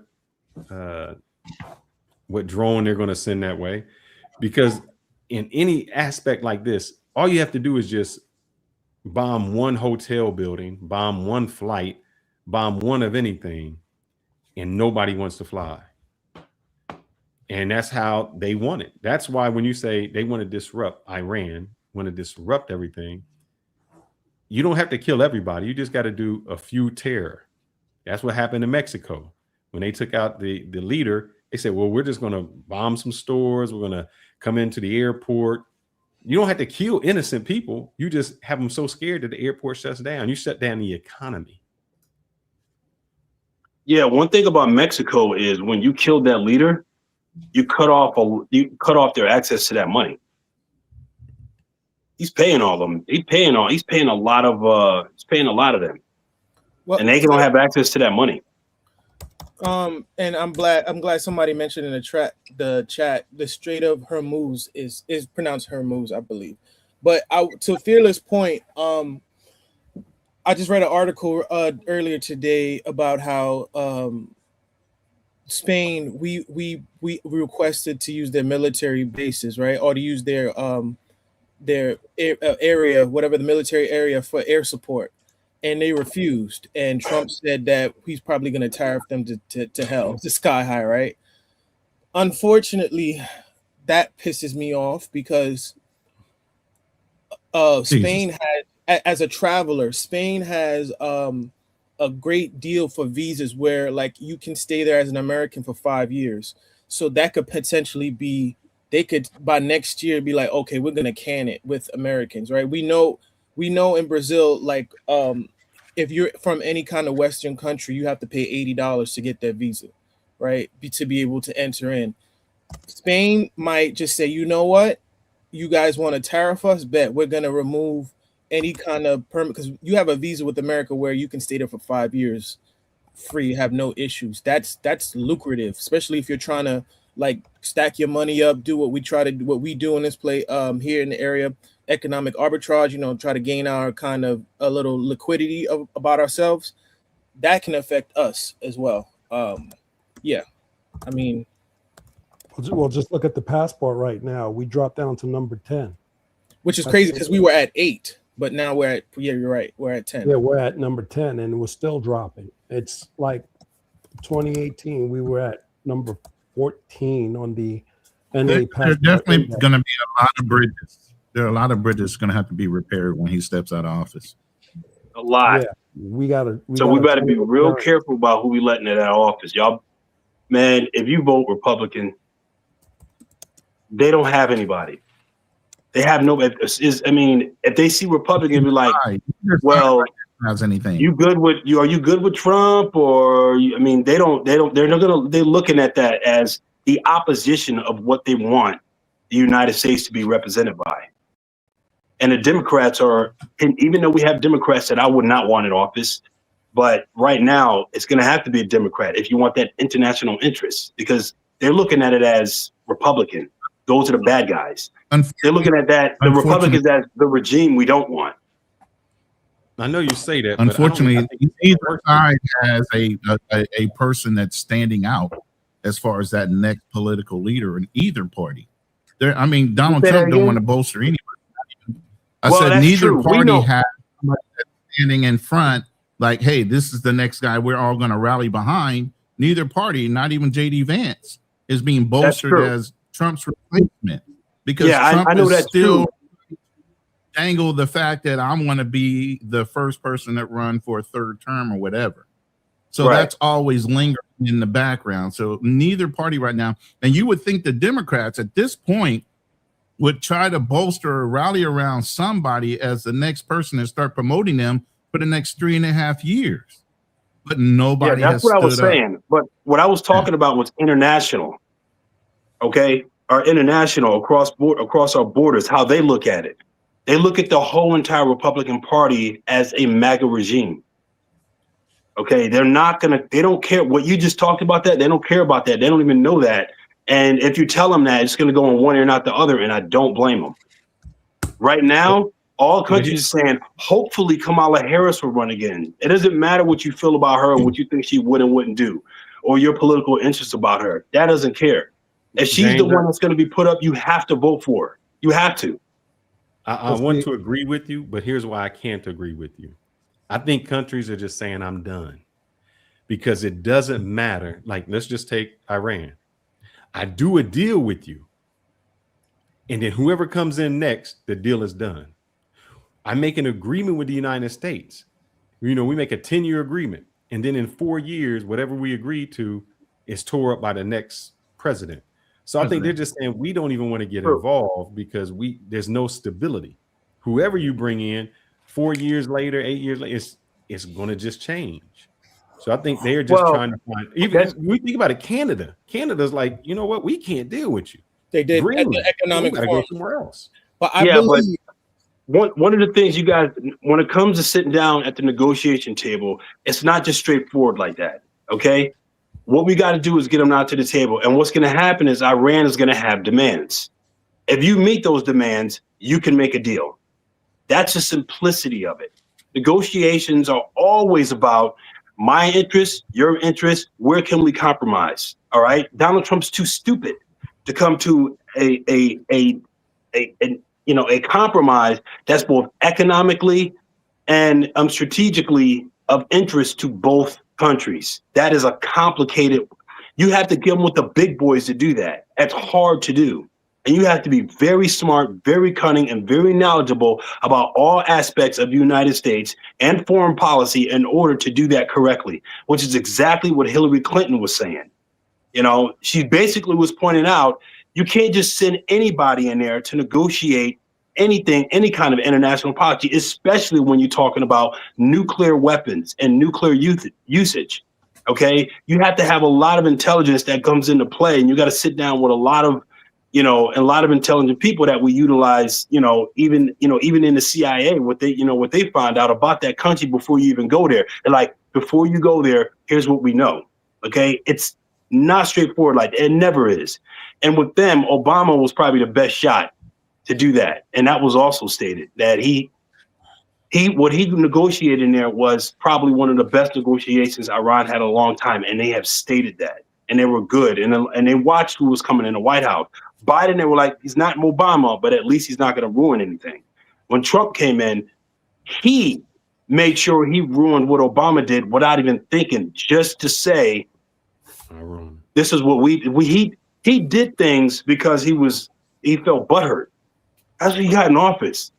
He's doing things to protect himself from the Epstein files and things because he's butthurt.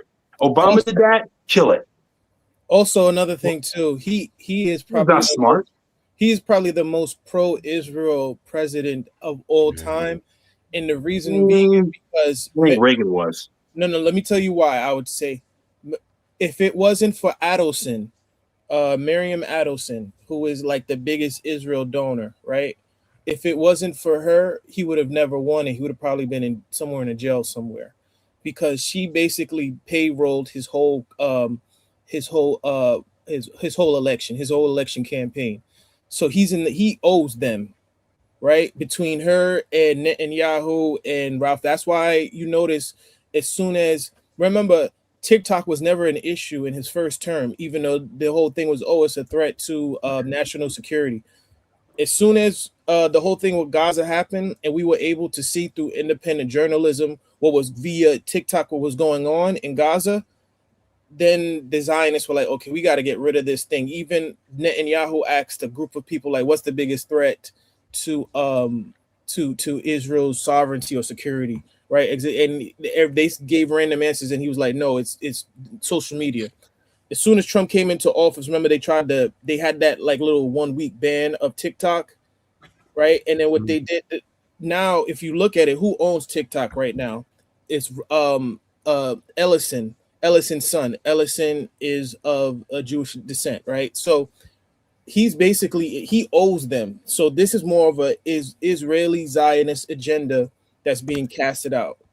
He basically, You know, it wasn't that long ago when some APAC, individuals at APAC, I forgot the woman's name. She said the biggest threat to Israel was black people. you know why they I mean, say you that? guys, one of the things that you guys fought back, you look at it the most because you guys are so smart and knowledgeable. You look at the more logical and intellectual focus on what's going on. But then you got to step back and just look at the bottom things that people just kind of talk about. You don't think that's because it sounds so silly.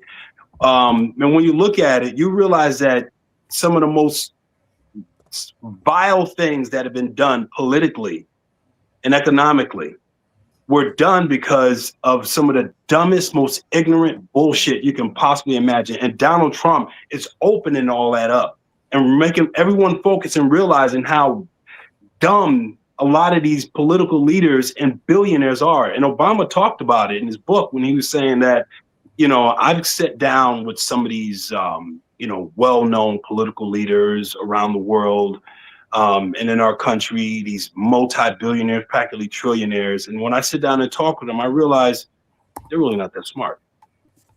And he realized that, you know, he had to step it down a little bit because he didn't want to make them feel, you know, uncomfortable because he wanted to get information out of them. He wanted to learn something about them, why they're doing what they're doing, and to realize to step back and say, well, I'm thinking too complicated about what they're telling me because they're not coming from a very, you know, intellectual standpoint. You know, these guys are they're talking out of their butts.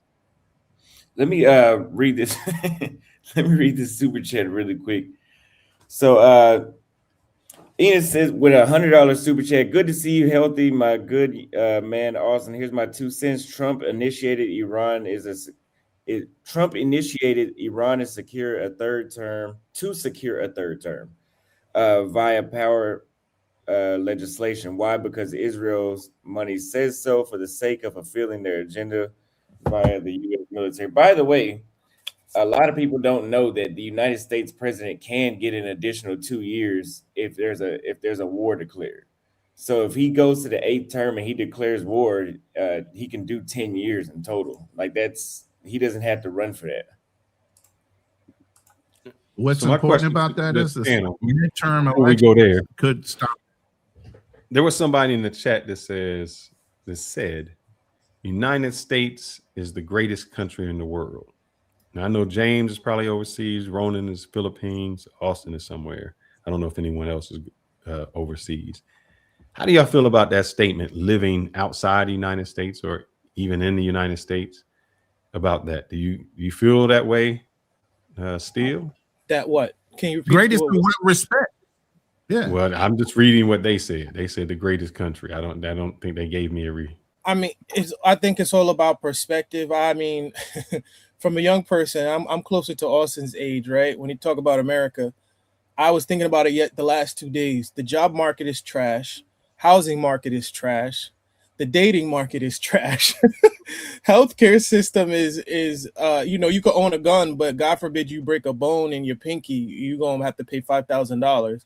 But I mean, hey, as long as you can own a gun and say, you know, Trump is an orange, you know, is a fruit, then it's like, hey, God bless America, right? But and we haven't even mentioned the not only the cost of living, but also just healthcare in of itself is just expensive. And you know, the food, I was meant to say the food. I mean, the food is you know, we're basically being poisoned, you know. Like, I don't see what's America's great for making money, and that's about it. I don't care what anybody says as an American military guy. As a military guy and somebody that fought for this country, as well as the other brothers that are sitting on this table, on this panel, there's nothing you can say about America that's going to make me turn against it. Obviously, I put my life up for it. You get what I'm saying? While other things might be great, while other things might be a lot more healthier, everybody is still at the end of the day trying to fight to get in. And while we are privileged to already be American citizens, I still won't regret being one, and I still won't turn against it. I don't give a damn. Let me ask you this: do you have grandchildren?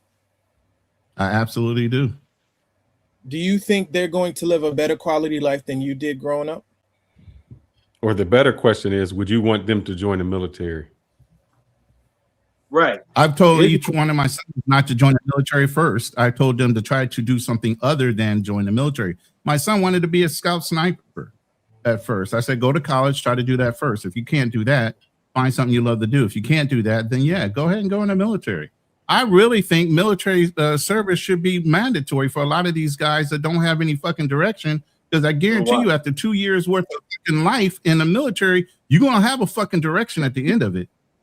I believe if you're gonna require mandatory military service, there's going to be some way where you're gonna have access to affordable housing.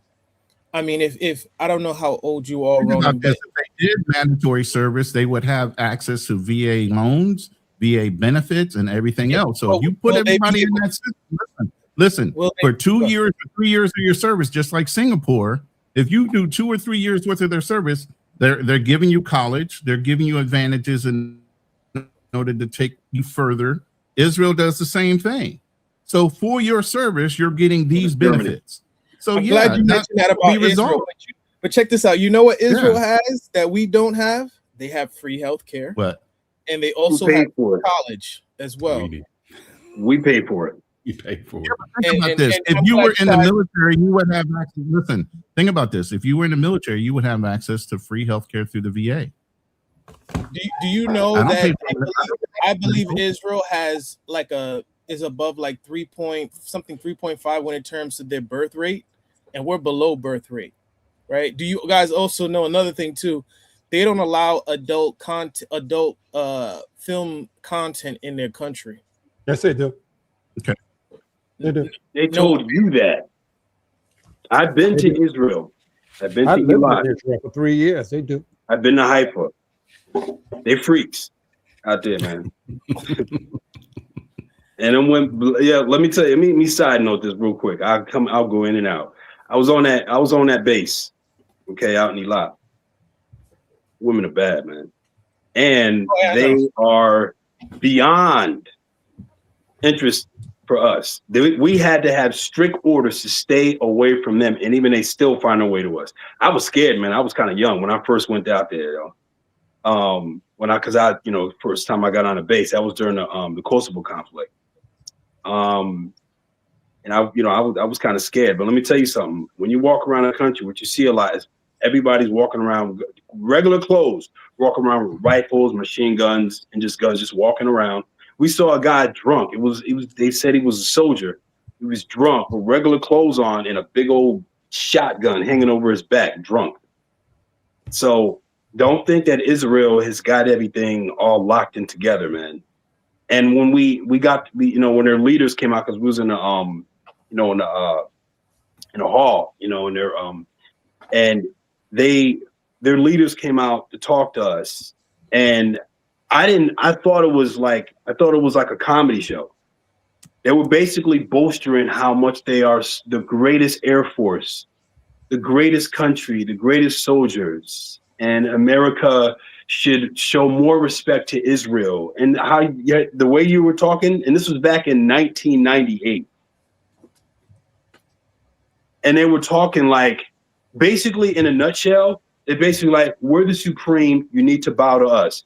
And what was the highest rank that was in there was just a full bird captain, not no generals or anything like that. And he just put it on and he lost it for something anyway. And they were just sitting there quiet, smiling. You could tell their mouth was quivering. They were just like being good boys. And I'm looking around like, what the fuck is this? That Israel has had our balls for a long time. Now, let me ask y'all this. From the U.S. and Germany standpoint, who gives them the most? What empowers Israel the most? Is it having blackmail on our most powerful, or is it just putting money in their hand? What was the first part? Having black? What was that? Having something on our most powerful leaders because they did something stupid, or they got their hand out and are getting a lot of money put in their pocket. I gotta Seems say like the money both. part, man. Hmm? You know, I want to say they have something on us, but Little usually the even. people who go to Congress, they don't have anything on them. No, just they pay 'em. they control all our critical infrastructure. I mean, What? they control all our critical infrastructure points. What do you mean? I mean, when we talk about media, we talk about our academics, you talk about our politics. I mean, they control. Well, I know what you're talking about. You're basically talking about what media is doing. You know, like TikTok, what he was talking about. Well, in order for them to have acquired that kind of power, it still goes back to where do they get more of their influence? Is it blackmail, or are they paying? They're paying our. It's a combination. It's just like the mafia. It's a combination of both. The mafia doesn't always engage in just. Which one you think it weighs out the most? Is it blackmail? I think if I'm gonna be honest with you, I think they pay off before, and if you don't take the money, that's when they blackmail you. Yeah, but then that would be 100% blackmail. But no, I don't think it's blackmail. I think it's the power. And the reason I say the power, please help me out with Kyrie. What was the basketball player that put out a tweet? Kyrie Irving. Yeah. He put out a tweet that just said, read this book. And they shut him down. Suspended from a game, can't play, you got to apologize. And so there was no blackmail in that. Our sports teams are definitely getting money. It's not really blackmail with our sports team. Because you can't really. Who's the commissioner of the NBA? Yeah, but if you blackmail the commissioner of any, that's not going to cause an NBA. It's not going to cause the NBA to act like that. That's money. No, what I'm saying is, then when we talk about Congress, before Congress goes it's Congress. They pay him in APAC, and then they let him go over to Israel. And so as much as they pay him, they have the whole thing. Who's getting paid? And they show this person's getting paid. You owe me a favor. There was a congresswoman that said, she was a black lady. Yeah. And here's what they told her. We don't even care if you don't like us. That's fine. Just don't even vote against us. Meaning we'll let you stay in power. And she said, I'm not going to do that. She had spent $1.5 million on her re-election. It was like $2 million. For her to get not elected, they spent $10 million on the next person just to get her out of office. Yeah, they try to primary them out. That's what they did to Thomas Massey. And then it's money. It's money. Now you see it's a system right now. You blackmail the most powerful politicians, okay? And the most powerful politicians make it easy for Israel to pay the rest of them. Correct. Now, here's the power. Here's where how the power gets streamlined. Everyone knows how much money gets sent to Israel. They keep throwing as much money as they can to Israel, because the more money Israel has, the more money they have to pay us. Exactly. That's called money laundering in many ways. It's like this. And it's been doing this for a long, long time. And Israel just sits back and says, we need money for this. Whatever they need, they get. And it's through blackmailing the right politicians without supporting Israel, keeping that money going. Sorry, guys, I didn't mean to cut off. My bad. No, do you think a president can get elected without supporting Israel? Hell no, he'll end up like Kennedy. Why did they kiss the freaking wall? You know how off the wall that is? Get China to do something like that. Jeffrey Sachs they'll fight you right there and then when you ask them to do that. The freaking Chinese leader, I don't care who it is, they'll literally physically fight you if you ask them to do that. And that wall has no significance. It's not even anything religious. It's just a Roman wall. Let me. I wanted to say it's more like do it, bitch. Real quick. Jeffrey Sachs mentioned he was like the only person that ever tried to do what Fearless is talking about was Kennedy, and you see what happened to him, right? He tried to make. You see how we give all our money. We have the NGOs, which is basically like a soft kind of bribe, and say, "Well, we're going to help you with your country, but you have to play on our terms, right? Via NGOs, right? Lobbying and what have you." Remember when the whole thing with Doge happened? The only place that didn't cut their funding was Israel. When Kennedy was in office, he was trying to force Israel to become classified as a foreign lobby, because once you do that, then there's some restrictions, and they have to play by everybody else's rules, right?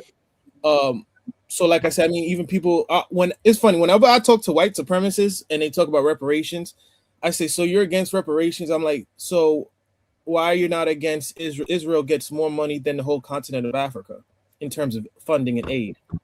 That's and crazy. and then I leave them shocked, and then I'll be like, have a good day. You know what I mean? And then keep in mind how much money France gets from Africa. Let me listen. I'll give it a real quick thing. Okay. Israel has so much access to the United States. They have access to our top secret weaponry when it comes to our stealth bombers and stealth planes, that they modify them immediately after they buy them. So if you don't think Israel has some kind of control in the American government where they have access to our top secret information and our weaponry, you got another thing coming. That's how deeply ingrained this goes. Let me read this super chat really quick, Ronan. And thank you for this as well. Soldier says embassies will be on high alert worldwide. Expect sleeper cells to activate, increasing risk to U.S. citizens abroad, especially where Americans frequent. You put the Chinese flag. China will try to take advantage of chaos, flexing its muscle. Now, out of that super chat, I want to go back to where he says increasing risk to U.S. citizens abroad, especially where we frequent. I will say, since I live in Nairobi, whenever the United States does things, Nairobi, Kenya is a target too. There was 2 terrorist attacks based off of something the United States did. I believe the first one was when they killed Osama bin Laden. I think it was when they killed Osama bin Laden. They had a terrorist attack right after that, and they claimed the responsibility for that. Well, that's one thing too. Whenever a political leader lies, the first thing you better want to know, that didn't make sense. The first thing you better have in your intelligence is who's affected by it and who gets pissed off. What countries get pissed off? Yeah, and Kenya's right next to Somalia, and they always get pissed off. So is Turkey. Did you see what Turkey was doing? They're burning our flag. I'm glad you mentioned Turkey. And I hope I didn't cut you off. If you wanted, I just want to say this real quick. You keep this in mind. Israel also throws out false flags. All right, false flag attacks. So you need to keep that in mind, because the oil field that was burnt down, the Iranian foreign minister said we didn't do that. But yet I'm hearing from like Tucker Carlson, he said there was 2 Mossad agents that were arrested one in Saudi Arabia, one in Qatar. And Mossad has been known to do false flag attacks just to bring people in there. So you have to keep that in the equation, that there's going to be a terrorist attack. We have to include Israel maybe doing that just to sucker us more, to do more attacks on Iran and blame Iran for this. So we got to be careful. It's funny. Mossad and Israel are so bad. I watched an interview with the ex-CIA operative, right? And he said that they used to, whenever Mossad agents used to come to the CIA headquarters in Langley, Virginia, they would end up finding out like a day or two later that they would have like machinery or like equipment where they were tapping or bugging their rooms. They say they will consistently do it to the point so much that the CIA made sure if they were going to have meetings with them, they would make sure that it was off campus, meaning it was like in a remote area somewhere. Like they couldn't come back on the campus. There is no respect when it comes to that. Right. How do we call them an ally? I mean, y'all in the military. How do you call that person an ally? You tell me. I don't know. I ain't got nothing to do. Also, I want to say this. Somebody go ahead. I don't know. I think it makes sense that we don't have to bomb them in order to get them to do business with us or to get them to have the same international interests as we do. I guess they call it an ally, but if you because they won't shoot at us. Here's the thing. Here's the biggest thing. And say I think outside the box. That country is not that big. If you were just to wipe them off the planet, what would it matter? And we actually set up the statehood with Israel as far as Great Britain and United States in 1947. That wasn't Israel. That was Palestine. So we actually established a government, and we contributed to that government in order to help us with the Palestinians, because there was a problem in that region right after the World War II. And the whole reason why they put the German Jews down in Israel was because of that. But that wasn't originally Israel's land. I'm glad to. I think I forgot the guy that's right next to me. James. James. James. I'm about to say David. They're like another Bible name. James. He made a great point about Turkey. After this is all said and done, there are other 3 countries that are next that Israel is going to try to go after. And one Turkey's the wrong country to mess with. You don't. Right. And the irony Turkey has to deal with Israel, they're going to deal with Israel permanently. Right. You don't mess with Turkey. Turkey and India are countries that people, when they go there, they don't think much of them. But I'm going to tell you right now, go ahead and ask ChatGPT about their military. They will fuck Israel up. Right. And this is what I get with the guy that was on before, Jay, with the yellow shirt. He doesn't understand. And this is one of the questions I wanted to ask him. Turkey, if you're going to say, the reason why is because they're terrorists. It's like, okay, is Turkey a terroristic country? Turkey is a NATO country, right? There have been people that have said they believe one of the reasons, and I never thought about this until now. I always assumed the reasons why Trump wanted us to pull out of NATO is because we subsidize majority of the European budget when it comes to the military, right? But some have argued that the reason why he wants to pull out is because then it would give. Then there's no bad reasoning. You can't argue in bad faith of Israel attacking Turkey because Turkey's a NATO country, right? So it would look bad if they would attack a fellow NATO country. Not only Israel is already attacking many of our allies. Was absolutely zero intelligence that they needed to. So if you think Israel want to just up and just attack Turkey, and then try to say it wasn't us, it must have been one of the planes that accidentally dropped, they don't care. They don't like Turkey, and Turkey doesn't like Israel. You have to realize, I mean, if you just look at international policy and what kind of relationships we have with these countries in accordance to NATO and our economy, if you just look at that, you're going to get misled. But if you look at what's going on and of the people and what they're saying and how they feel about these countries and what's been happening, military history is very important, okay, to realize what we've done and why we did it. And then you realize what we're doing right now. You're going to realize that Turkey doesn't even really like the United States. They don't even like us. They they just don't bother us because, it's like, it's just the U.S. But don't come in our house. It's not about wipe your shoes off before you come in your house. It's, I don't know. Who are you?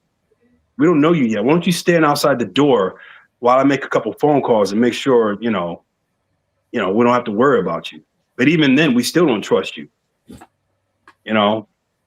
So, and in that sense, the United States is Israel's looking at it like this. I think there's a possibility that we can bomb them and we can convince the United States that they don't really, need their protection, that Turkey's been doing some things that they're not supposed to, and it probably shouldn't be in NATO. So let us deal with them. Right.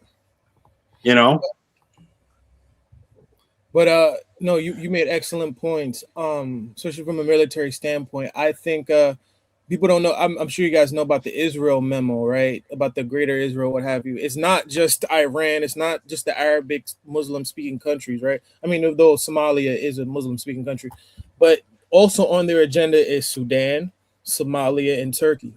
So at one point we can always say, we can argue, they have nuclear programs, Iran, this, that, and the third. You telling me that you're going to go into Sudan and Somalia as well and Turkey and start a war with them? Because that's what's going to happen eventually. Yeah, not to mention that we can't fight Turkey. They don't have to start a war with them, brother. What they do is, like they do with all the African leaders, they just buy the leadership. Yeah, pretty much. It's a lot different when you deal with Africa. It's all about the China leaders. doesn't obey, they just bribe the leadership. Yeah. That's what's been happening in Africa. All their leaders have been bought out. And they try to maneuver to make sure somebody gets in there that are just frankly stupid. Let me read a couple of these super chats. Cash Flow Hustle says America being greatest is debatable, but world economic and military power is irrefutable. The story goes in 1962, JFK told Israel no on advancing their nuclear program, and then 2 years later, he was assassinated. The next president agreed. Trump, after telling Israel no, almost was killed. Incorrect on that. The next president. Yeah, I didn't think about that. Yeah, They stole they stole it. They stole the nuclear. They stole the nuclear secrets. Yeah, secrets, and then used it because even to this day, don't say from the U.S. That means nuclear weapons. They say we can neither confirm nor deny. When they steal your nuclear secrets, you send in the Navy SEALs, bro. That's Navy SEALs territory right there. Here's the thing. We were butthurt over it, and if they stole it from the United States, they use that verbiage, but we probably gave it to them.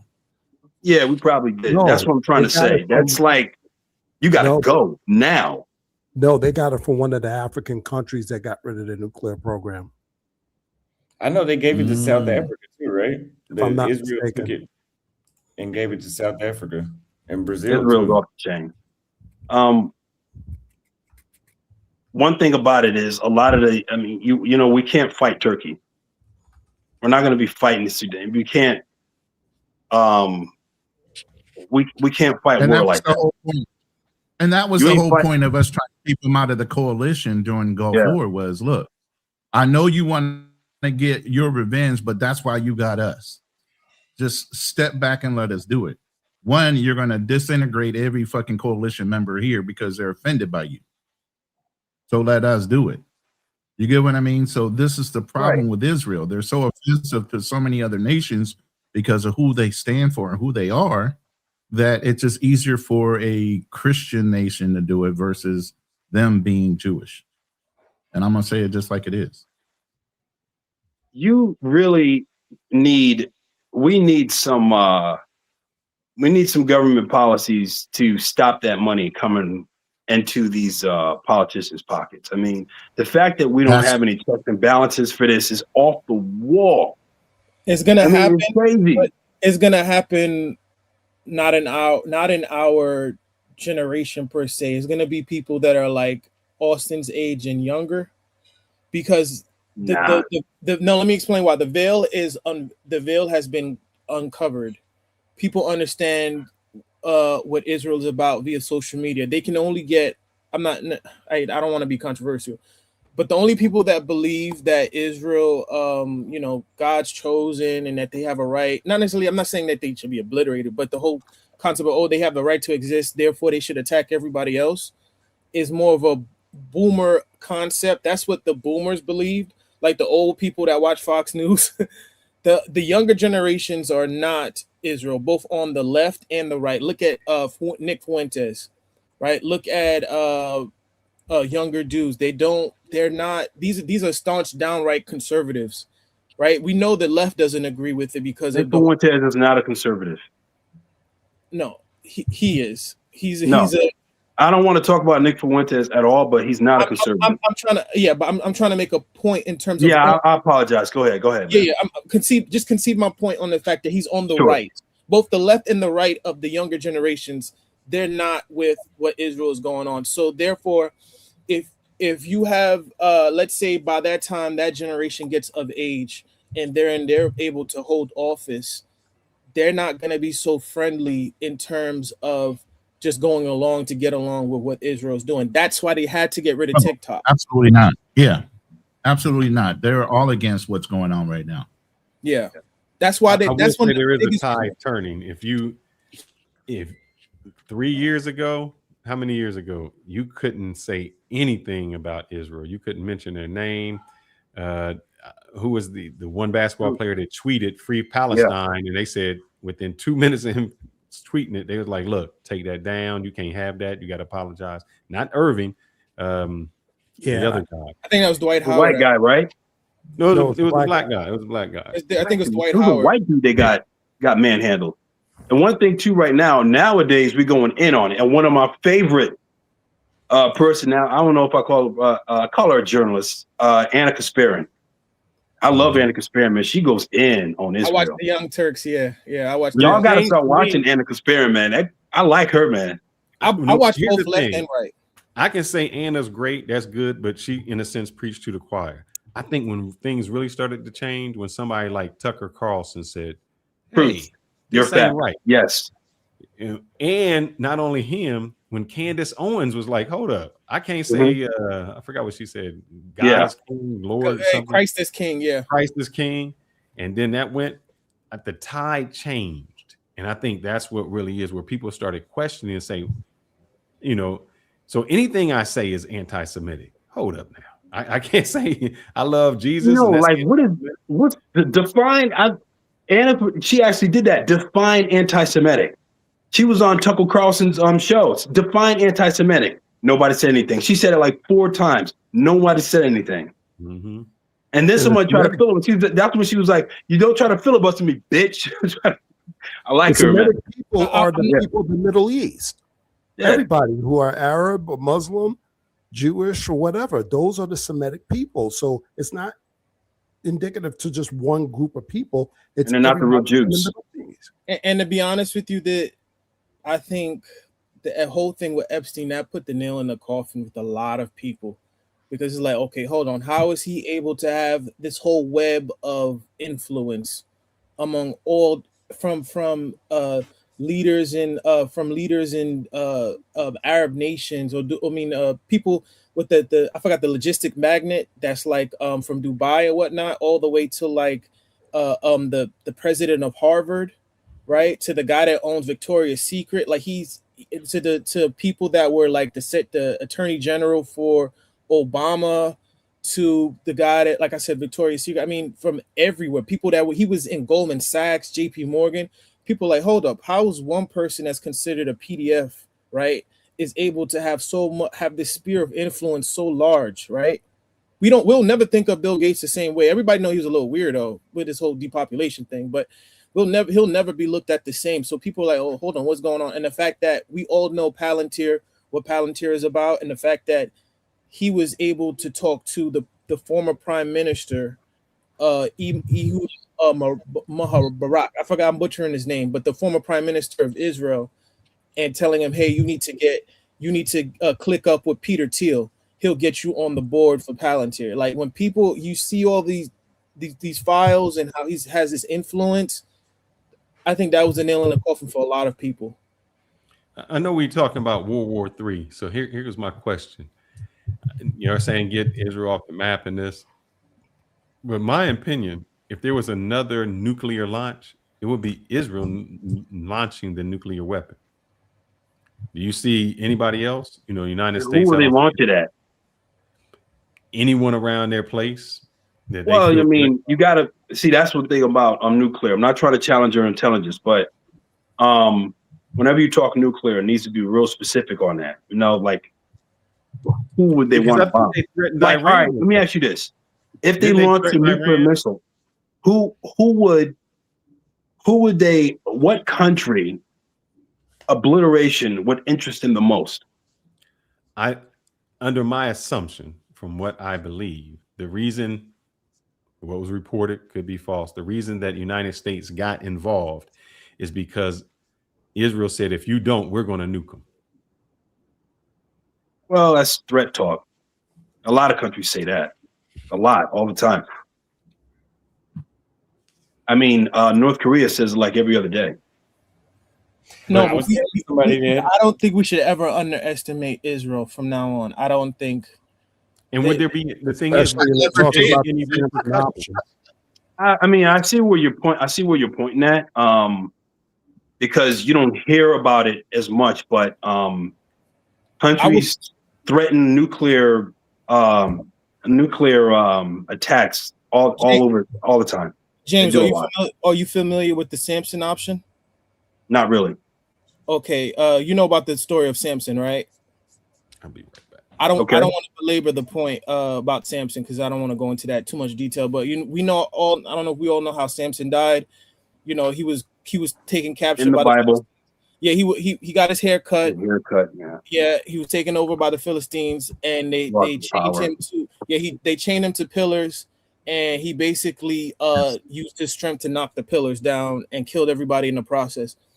There's a thing called the Samson option, whereas Israel believes if all else fails, they'll blow up the whole Middle East with their weapons. Actually, the whole world.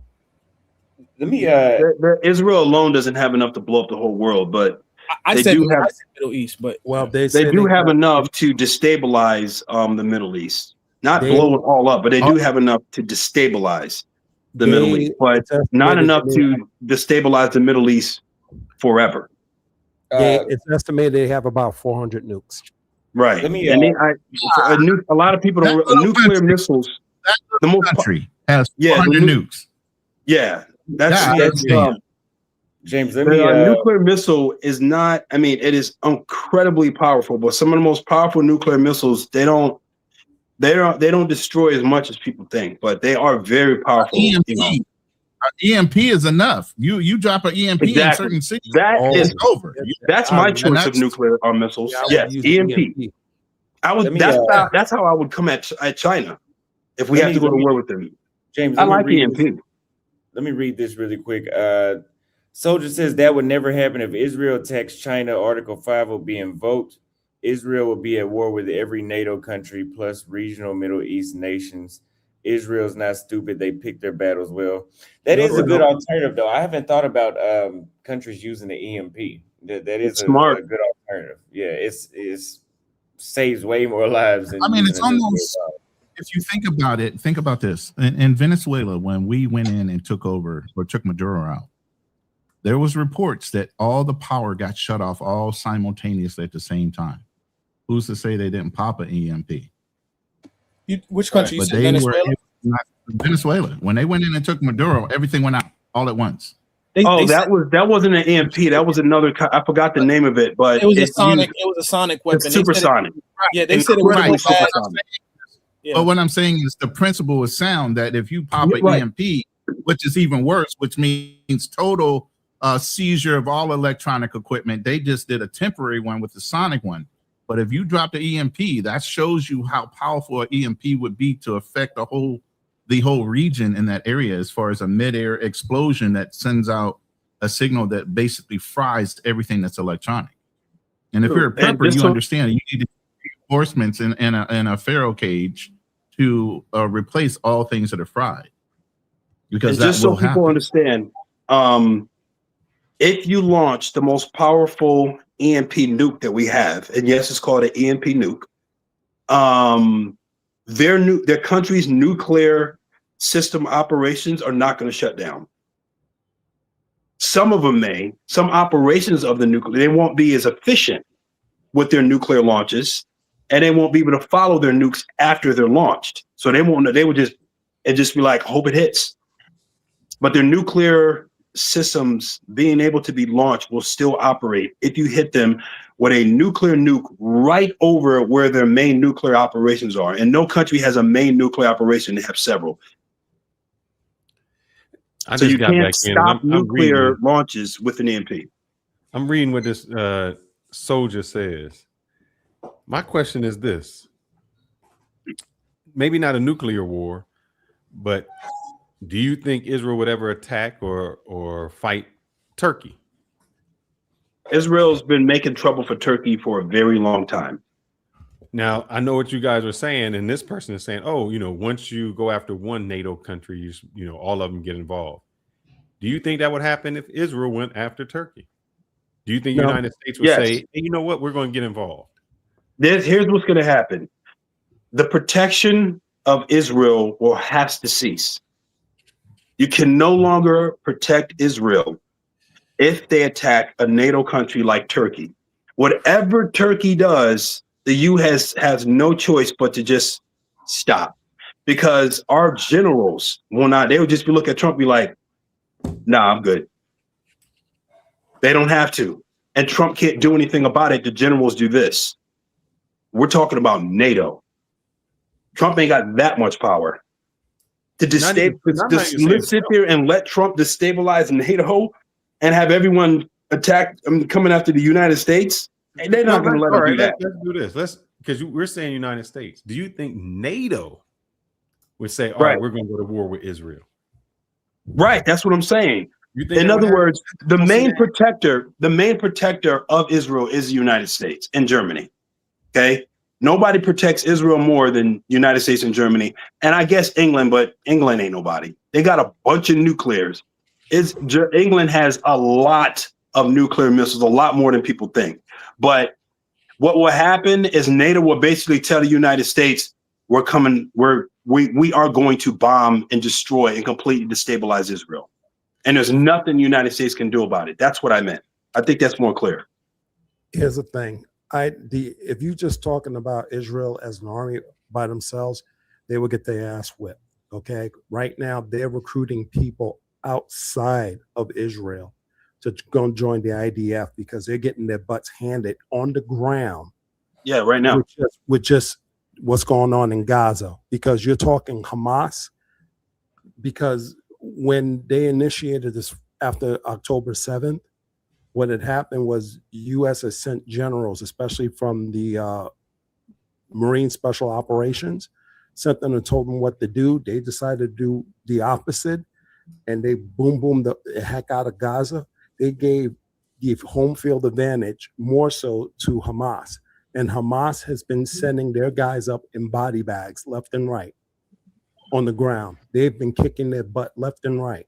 So as a military force, IDF going up against Turkey, they ain't going to win. Going against NATO, they ain't going to win. They need the U.S. Just like... Turkey alone. I mean, Turkey will obliterate Israel. James, let me intervene really quick. D-Man says an EMP is still a nuclear weapon and hard to differentiate on systems. Russia would have used it in Ukraine by now if it that easy to use. Also, if you guys are enjoying the show, make sure you send a $1 cash app to $ Austin Holloman. We have about 20 more minutes left before we wrap the show up, and we'll continue tomorrow. If you have a question, make sure you send a super chat to ask it to the panel. Hey, it says you think. Don't ask me if I'm military. I'm not, by the way. I'm not military. Can I say something, please? Yeah. Yeah, who is it? Hey, can I say something? No, this Jordan Prince of Judah. This Jordan Prince of Judah, bro. Look, I speak that real shit, bro, because like I speak that shit, bro. We come from the seed of King David, bro. Like we come from the seed of like King Solomon, and you know, like what the world was going on right now. I got a girl that's in Kenya right now that I'm trying to get to. I'm from America, bro. I'm from the black community. I speak a lot of shit that I speak because I speak some real shit. It ain't a lot of people that come from where I come from. I seen a lot of stuff. So I see what's going on in the world right now. And I'm trying to speak to my brothers that's listening right now. Y'all, we all need to wake up, bro. At the end of the day, we need to wake up. You got Russian man right now in Kenya. Austin.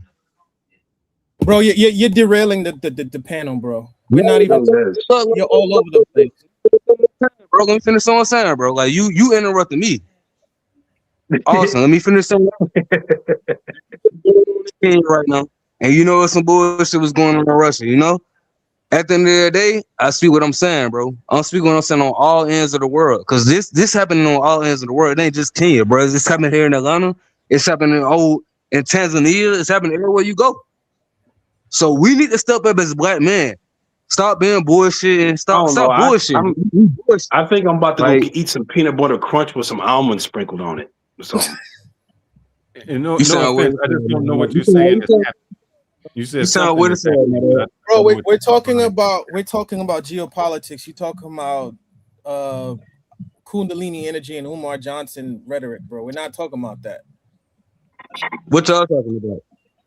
We're talking about geopolitics. You keep you derailing the topics. I'm gonna be honest with you. Who the fuck? Like, I mean, like, who is you though? Like, who is you? We need to. I'm him. That's who I am. I'm him. Who is you? Who is you? I'm him. Because you got something to do right now. Who is you? I'm him. You him? Like the movie him? With the football movie? No, I'm just him. Just that's what you got to do. I'm him. No, you're derailing the topic. Yeah, we're at the man.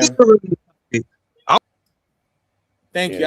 I appreciate you, Austin. You're a godsend, man. Good God. Like, I hate when niggas do that. Like, You got to understand the black man and the power structure and the testicular fortitude of my circumference of the powers that be. And pork is the devil, my brother. So you got to understand what I'm trying to say to you. The aliens, Matter of fact, I got some and he took it dried, and changed it into the all over the continent, brothers. We were kings until the aliens came over. Like, come on, bro. Like, so here's the thing: we are in a bubble, Austin. I mean, being in the United States, we kind of in a bubble. Whenever I go overseas or I go somewhere else, like it surprises me when I go to like a Latin country what I see on the news. Like they show like the bodies, they show all of that. How is it different, and what are you seeing being outside of the United States? Because we get a filtered news of what's going on. What news do you hear? I mean, here it's the news is, like you said, it's more authentic. It's almost like they show a central portion of the story more so. I mean, they have their biases depending on where you're at, but it's more central. Yeah, I mean, I just concur with what you're saying. I noticed that a few years ago when I first started traveling. I remember I was in the airport in India, and they were saying things that the United States media companies weren't saying. That's why, yeah, like Al Jazeera. Somebody put Al Jazeera in the chat. I follow them more heavily because it's more central. You actually get the story. If anybody wants to get updated, I watch a lot of different people, and I whether it's left or right from people, I always know that I have no qualms about saying Fuentes is a white supremacist, but I still watch what he says because you can learn things. You can learn from anybody, even the devil. We know that the devil is what can you learn from the devil, Azrael? Well, you can learn the fact that he's one of the most hardworkingest in the sentient being that we know that to mankind, and we know that he has the confidence of a mofo because he believes that he can influence us over God, right? He feels as though he has greater sway than God, even though he know he's going to be destroyed, right? Long story short, I listened to Jeffrey Sachs. Also, Professor Jiang is very good. He's a Asian guy. He's very well read, and he's a professor still, and he gives like geopolitics to the T. Just type in Professor Jiang, Jiang, and there was somebody else I forgot. I think his name is Desjin. I forgot. You can type in Desjin clips, but yeah. And then Myron is really good too. When it comes to geopolitics, he knows his stuff. So with the military guys, where do y'all see the end game? Is there an end game? And my question would be, when you go to war, I always thought, how can I describe this? Okay, there's an objective. That would be it. Well, do y'all know what the objective would be, or do y'all know what the end game would be, or what is winning? Yeah, what is winning then? Well, I don't think anyone can properly answer that question to simplify all that's going on. And the reason why is because there are many individuals in power or with power, not exactly in power or with power, that have vastly different interests in all that's going on.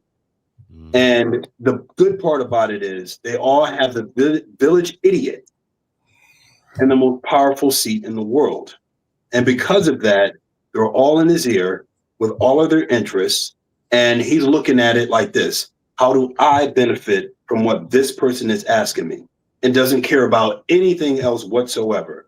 And when his decision causes a problem, he deals with it when shit hits the fan, and he just tries to run up there and clean it off just enough. At some point, it's going to be so much shit on a fan, he's not going to be able to clean off, and he's just going to do something crazy like this to stop you from looking at it while he takes that fan off and changes it out. But that fan still affects us. So the end game is to get the people who have power and are in power out of power, who are doing things that hurt us. But as far as the end game for people who are doing what they're doing, as far as Donald Trump, is get him the fuck out. But if here's the problem. Go ahead. George Bush, or one of the Bushes, started the war in Afghanistan. Obama couldn't really get out. Somebody started it, you kind of just in it. So when you say get him out, and once this starts, how do you get that? How do you stop this war? You know, if we're saying if this goes on the next 3 years, what does that look like? See, that's the whole thing. When you go into a conflict, you have a like you said, an end game. You have an exit point where you say, okay, we've achieved these missions, our objective has been earned, and we're out. When the military gets in, that's what our normal goal is to do, is to go in, achieve the objective, whether it be hold, secure, or restabilize a region. Those are our objectives. Once we achieve those, it's not our place to run a government. Okay, that's supposed to be turned back to those local people, whatever the United States wants to do. We're supposed to pull out. We're not supposed to be running governments as military or like a military state. You know, so at the end of the day, for Iran, it's not a thing where we have an objective to conquer that nation and hold on to it, even though they tried to do that with Iraq. You saw what happened. We are not set up that way. You know, we even set up Saddam in the 40-year war to fight against Iran. Right. Who was the CIA? Progressively moved. You know what I'm saying? So at the end of the day, that's not our place to do these things. And when you utilize the military in such a way to take over or to take down nations, it starts to be messing around with, you know, controlling governments and world opinion. And that's not what we're supposed to be doing as a free nation. We can help people free themselves. That's what we should be doing. But when we do that, Ronan, I know we say we help people. There was the PLO, Palestinian League, with Yasser Arafat, Palestinian Liberation Army, from the Clinton era. Yeah, correct. Yeah. So what we did was we got rid of Yasser Arafat and we allowed the Palestinians to elect who they wanted. They elected Hamas, and now we say they bad. I say that to say we say we want regime change, but so bad to who? That's the whole thing. It's not our opinion of what's bad or good. If that nation wants that, then that's what they want. So if they put in another Ayatollah, we're trying to guide them down a narrow pathway of what we feel as the Americans is right, but yet and still everybody has a right to their own leadership and their own government. And we're being forcibly trying to push people in a certain direction of, you know, a global fucking political idea of what's right in society and what's wrong. And I'm that's not agreeing with you.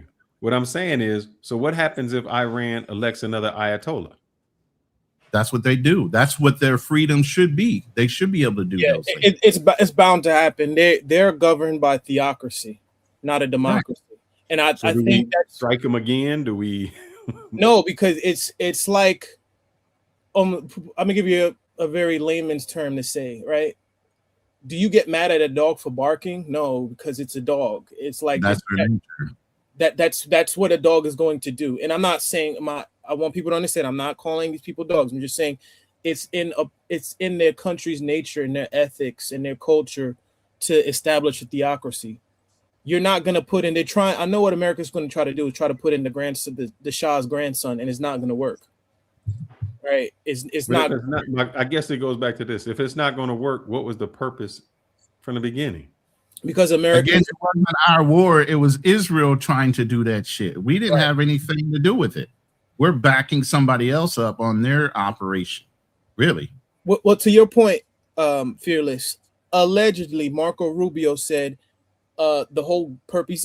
He said three different answers. As you know, the administration is kind of lying, but he said, "Oh, it was a preemptive strike." Initially, they said because of regime change. Then today they were saying, "Oh, it's a preemptive strike," because they didn't want Israel just to go in there and then cause total chaos, and they felt as though they had to strike first before they strike them, that's not true, right? But long story short, let's say that is true.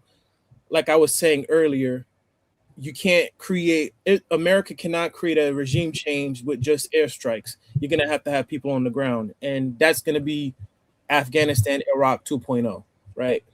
So I think you just have to accept that group of people in that region, they are governed by theocracy, and you're not going to change that. let me read these two super chats, and then we're gonna start wrapping everything up. I got my last question. Tevin King says support blackmail media. Thank you for the super chat. And judicial. J2000 says Azrael's correct. If you want to get the real info about geopolitics, nobody's doing like Myron Gaines. I disagree with you. That dude is a beast. With it, sub Austin, been a minute. Thank you very much for the super chat. Good from hearing from you again. It's been a while, but yeah, Myron Gaines, I go back and forth with him sometimes on Twitter, and I think he just is rage baiting sometimes because some of the stuff is, rage bait about different stuff. But when it comes to geopolitics, he knows his, like when it comes to the Middle East politics, when you talk about with our issues with Russia, when you talk about, you know, China potentially trying to take over Taiwan, that stuff, he's up there. I put, like, I'm not saying that he's always completely right. Like this, I don't agree with everything he says. When geopolitics, he knows his stuff, you know. And I said there's other people too. You have Jeffrey Sachs, older white dude. You have Professor Jiang. You have I forgot the first name, but I know he's a YouTube channel called Dresden Clips. They're former military generals that have YouTube channels. I mean, yeah. And that's the thing right there, Azrael. When you are to work in the government for so long, and I'm talking government intelligence and other things like military, you start thinking a different way than most civilians do. So his mentality, being that he came from a government agency, is to think as if, you know, what would the government be doing and what's their posture, you know, because when you're looking at governmental moves, it's like playing 3 or 4 dimensional chess. For every move, there's a counter move, and there's people that you will offend based on the fact that you're doing that one move. So when you look at global intelligence, when you look at a report, it's like, if we do this here, then this, and this are the effects. But we need to counteract those effects with this, and this. There's actually a total report that shows you dimensionally from one effect, what's the cause and effect of that on a global scale. Who's going to be offended? Who's not going to be offended? Who's going to support? They already know all these things before we do one thing. Right. The intelligence community knows the whole 360-degree story. And then we weigh out the pros and cons of, if we go ahead and follow through on this action, regardless, what's the global effect going to be for us in our positioning? Because we always want to look like the world, like benefactor. We don't ever want to give ourselves a black eye globally. Initially, we didn't. Now, Donald Trump doesn't care. But globally, as the United States posturing, we always wanted to be the country of do no harm. We always want to look like the good guy, like we're of service to a lot of these countries so that they can come to us when they need something. But at this point, it's looking like we're kind of badgering or just following behind one person as a lapdog, unfortunately, which is Israel. Yeah. I mean, the concept of America. Before you respond to Tevin King sent a $10 super sticker. The movie Escape from LA was about the coming blackout EMP. It's all scripted in the Masonic World War III script that Albert Pike wrote. Winning equals fighting until one side throws up the white flag or has no one else to fight. The first example is World War II Russian Empire that ran out of food. The Tsar was overthrown. Russia stopped fighting. Same thing with Germany. No food, no allies, no money.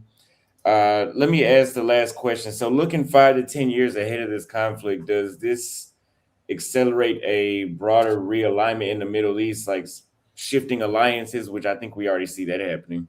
New security blocks, energy diversification, new borders, and how would that reshape how Americans can move around the world, invest, and travel globally? I think it shapes the entire world. And I said this before. If I'm a country who feels vulnerable, even like a country that you would think has nothing to do, like a Colombia, when the United States says, oh, we're going to take you out. If I'm a Mexico, I want to get a nuclear weapon. I want to get something that I never invested in because that's the only way to deter the United States. If the United States says, I can come into your country, kidnap your president, if we can get bombs and from anywhere in the world, we can take out your whole regime, that becomes scary. And the only countries that they don't do it to are people who have nuclear weapons. So I don't think it makes us safer. I think that it changed the whole political aspect to say, this is a race maybe not to be offensive, but this is our only defensive mechanism because it's been pointed out. Saddam Hussein says, we don't have weapons of mass destruction. Great, we're going to kill you. Gaddafi, we give up our weapons of mass destruction. We're not going for it. Great, we'll kill you. It changes the whole landscape that people now want to protect themselves because we're doing to countries that what we said we would never do. We'll kidnap your president. We'll threaten you. We'll give intelligence to kill you if you're a civilian. We don't need the intelligence to do it. So it makes us all, I think, very suspect and weak. Okay. Well, those are all the questions that I have so far for today. Tomorrow we'll wrap up and we're on the group chat. So I'll give you tomorrow's topic. One last super chat. Glad you have some more panels going, keeping up the high level content, brothers. Well done. Thank you very much. Yeah, I believe that was you that said that you was looking forward to the panels. That you're the guy that was in Austin, Texas. Yeah, this allows me to talk about more productive conversations and not have to constantly travel to create content. So CLM Mont sent another $10 for good info. Thank you very much. Thank you for everybody that came up today. We'll do another one tomorrow around the same time if y'all want to join in again. And yeah. I just One question for you, Austin. If the world keeps going like this, how's your travels going to go? And are you willing to travel now? Are you going to stay in Nairobi or are you going to move around? Yeah, I'm probably either going to go to Namibia or Nairobi full time. Namibia probably be best just because geopolitically it's just out of the way, and it's literally out of the way.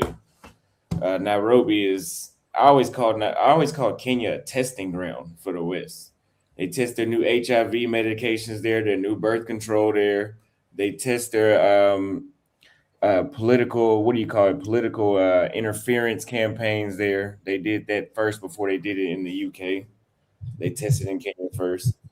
I mean, they pretty much do whatever they want. So I can see it being a target. And as I said before, it's always been a target for terrorist attacks. One more question. What do you think is going to happen? And I ask this crazily. I think it's all about resources. What do you think is going to happen when Africa says, you know what? We don't want to give our resources to like France. Like there's some countries in Africa that have to take their raw material and give to France. What do you think will happen when they stand up and say, no more, we're going to do it ourselves? Europe is going to be a big third world country. Europe will go down for sure. But I don't see that happening though. Like it depends on what Trump does the rest of this year, if you ask me, because China and Russia are backing Africa right now. Like they're the ones trying to gain the influence there. If they decide to stop, I just don't, because I think if it's slowly happening, but if that was going to happen, it would have happened. You know, in most countries that, I don't know, that's actually a really good question I can't answer, because most countries that have tried to do that, for example, like look at what happened with Zimbabwe after they got rid of Rhodesia. You know, they got funded by the Soviet Union and the CCP. And they dealing with hyperinflation, and they can only trade with like Russia and Cuba. Yeah, their economy is fucked now. So it's. So do you think Africa will always? I won't say always because that's a long time. Can I say something on Europe or Britain or whomever? Can I say something to your point, Fearless?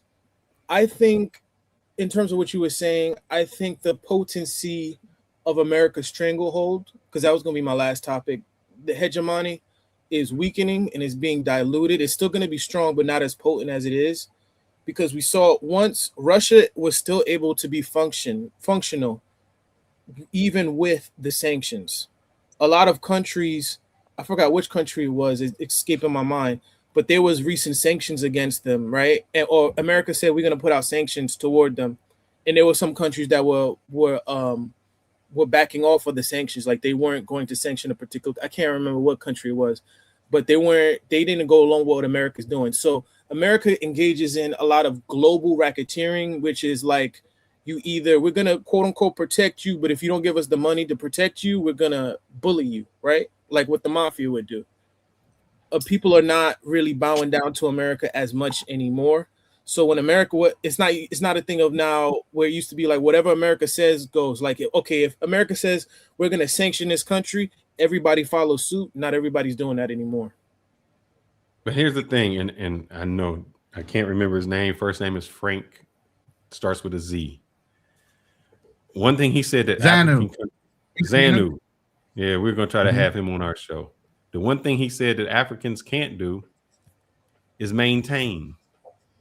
Yeah. He said there's not even a word that says it. So my question is, if you kick out Britain or you kick out those places, how do you maintain your infrastructure? The thing is, the influence that Africa is getting now is a lot of it's coming from, as I said before, Russia, China, the Gulf states. But going through Southern Africa, I loved it when I heard. I don't like a lot of shit he says, but when he said that, I know exactly what he was saying. If you go to the countries that kept the white people, like Namibia, South Africa, and outliers are places like Botswana, that they didn't do the same thing as Namibia and South Africa, but Mauritius, Namibia, South Africa, Reunion Island, the infrastructure is magnificent. You know, some of it looks better than some major cities in America. Everywhere where the black people stayed in charge is fucked up. I mean, it's just, James has been there. How many potholes did you fall in Nairobi, James? How many potholes did you have to jump over?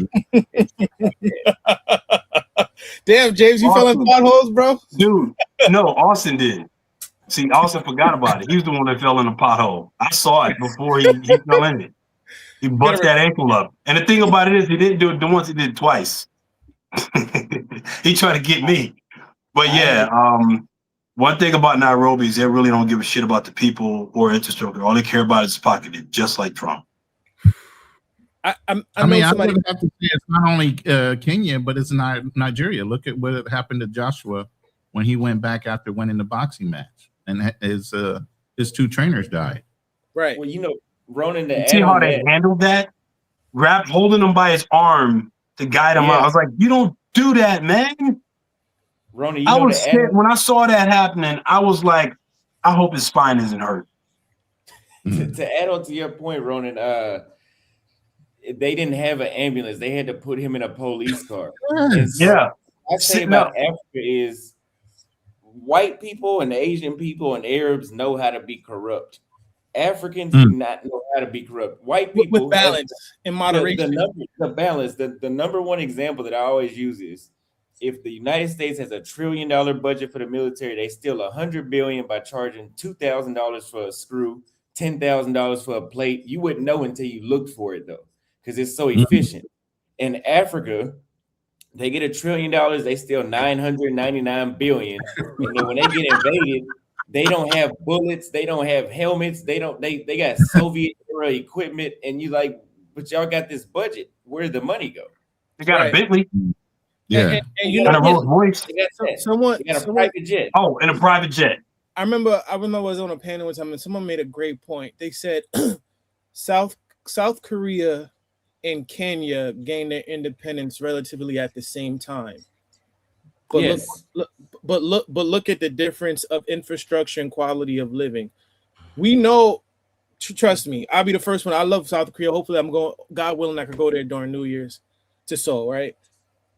South Korea have their oligarchs. They have their whole. The Samsung is controlled by like 3 families. So it's not a lot of their infrastructure. A lot of their major companies are like they have their own version of a South Korean, like Rothschild, Vanderbilt, all that other good stuff. However, they understand that in order for their people, for the country to thrive, their people have to have a modicum of a quality of life.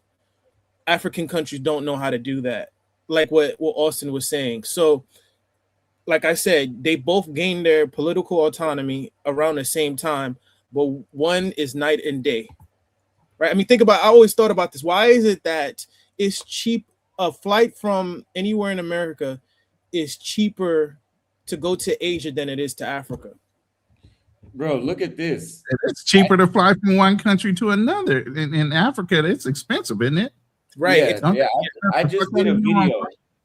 I just did a whole explanation on why I'm going to tour Asia over Africa. And one of the things I brought up is for the price they just actually opened up a new route to Angola from Kenya, to Namibia from Kenya.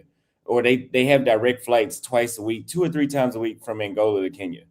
And it's now $400 round trip, which is very affordable. Before it was $800 one way.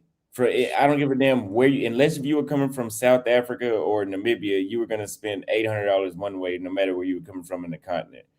Now, with $800, you can fly from Thailand to 3 cities in the Philippines, to Vietnam, to Cambodia, to Laos, to Myanmar. You can, with $800, you can do the whole Southeast Asia, Indonesia, and Malaysia. In Africa, to do 11 or 12 countries, you need damn near $12,000 just for flights.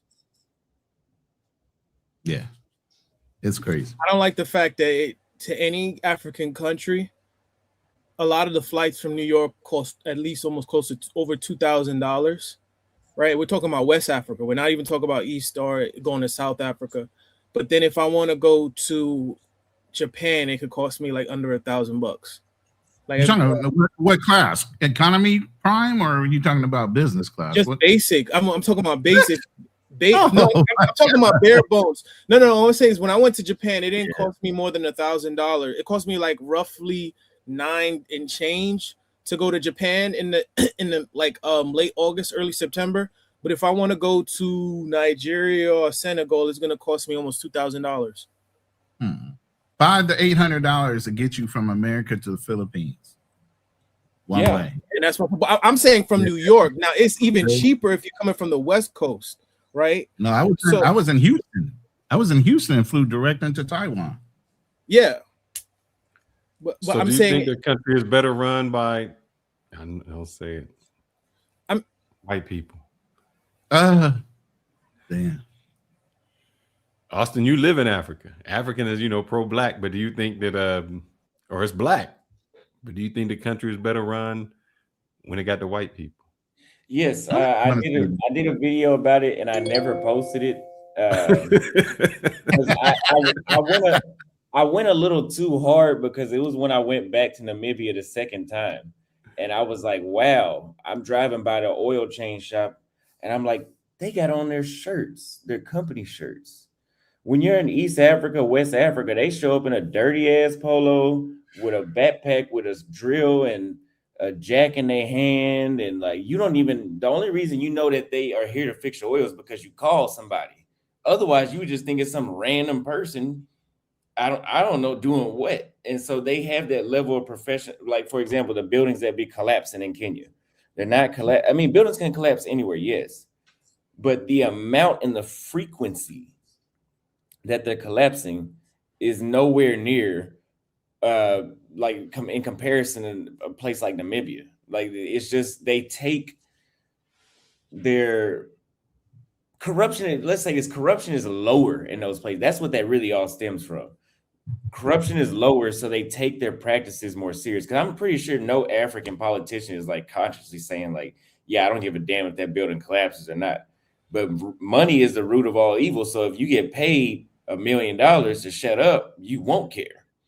But in places like Namibia, they're not really as corrupt. And I say not really because again, corruption exists everywhere. But I gotta be fair because the Philippines is just as bad, but I don't want to say too much because I live here. But go look into the politicians and look at how many trillions of Filipino pesos have been taken in the last few months to a year.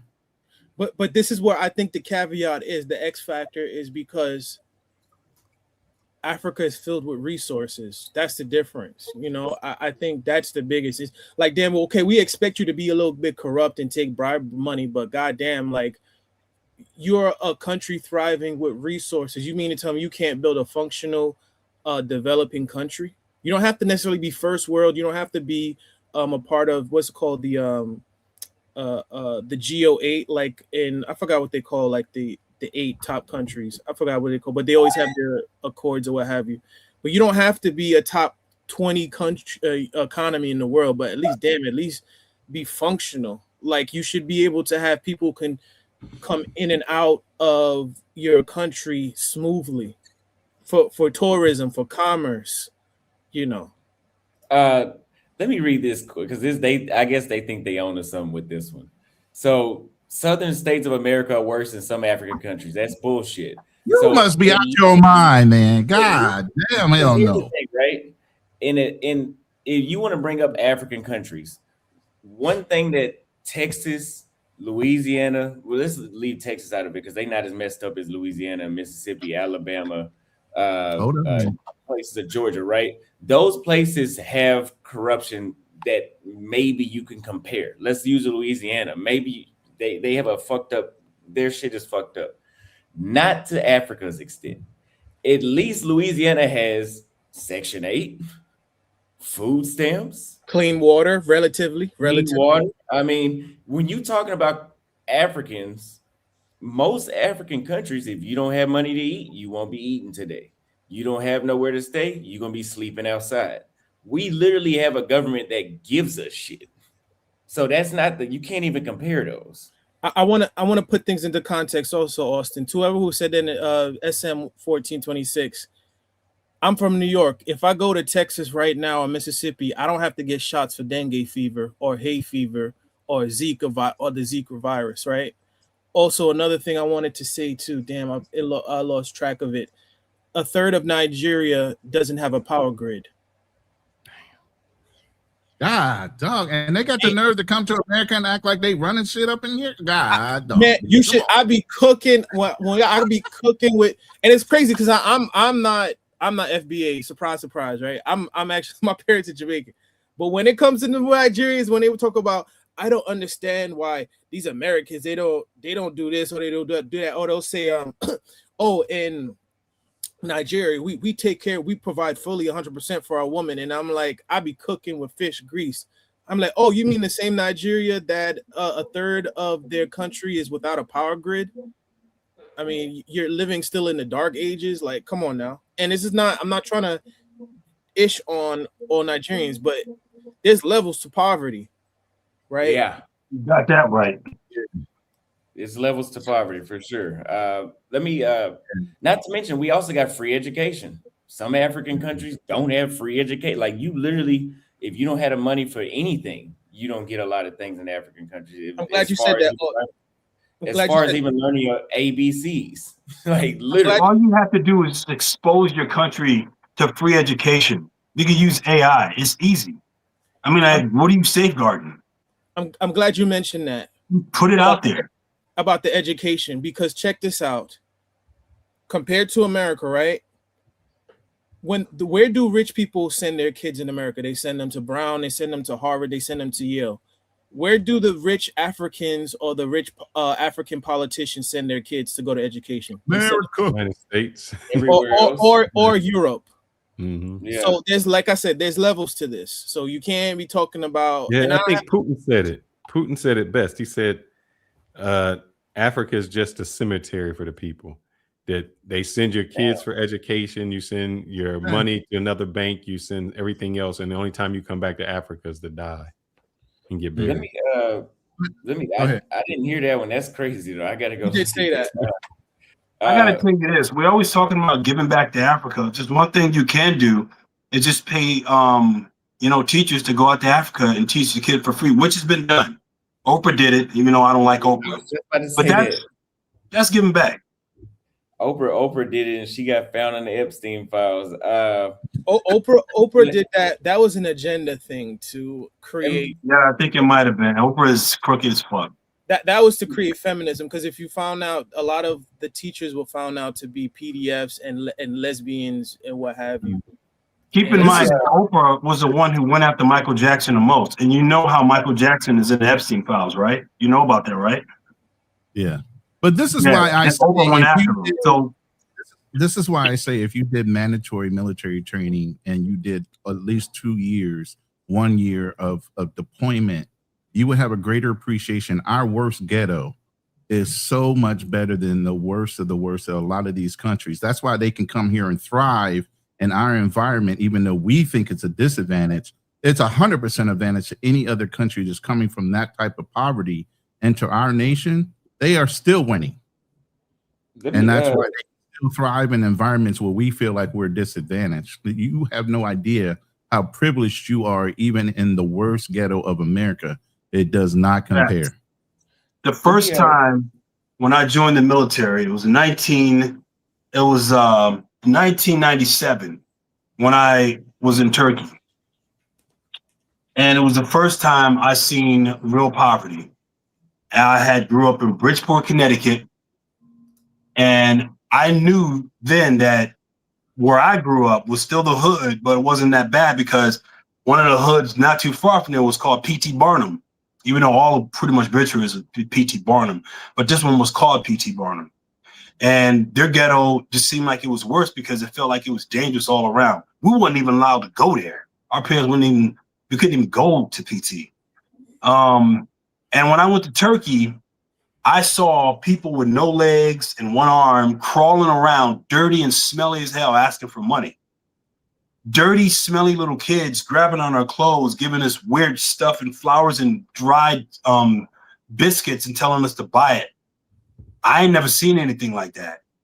And when I got back to my ship, I thought about it, and it really widened my brain. I was like, nowhere in Bridgeport did I see anything like that. Right down the street, they lived in nice apartments. Black people, Hispanics.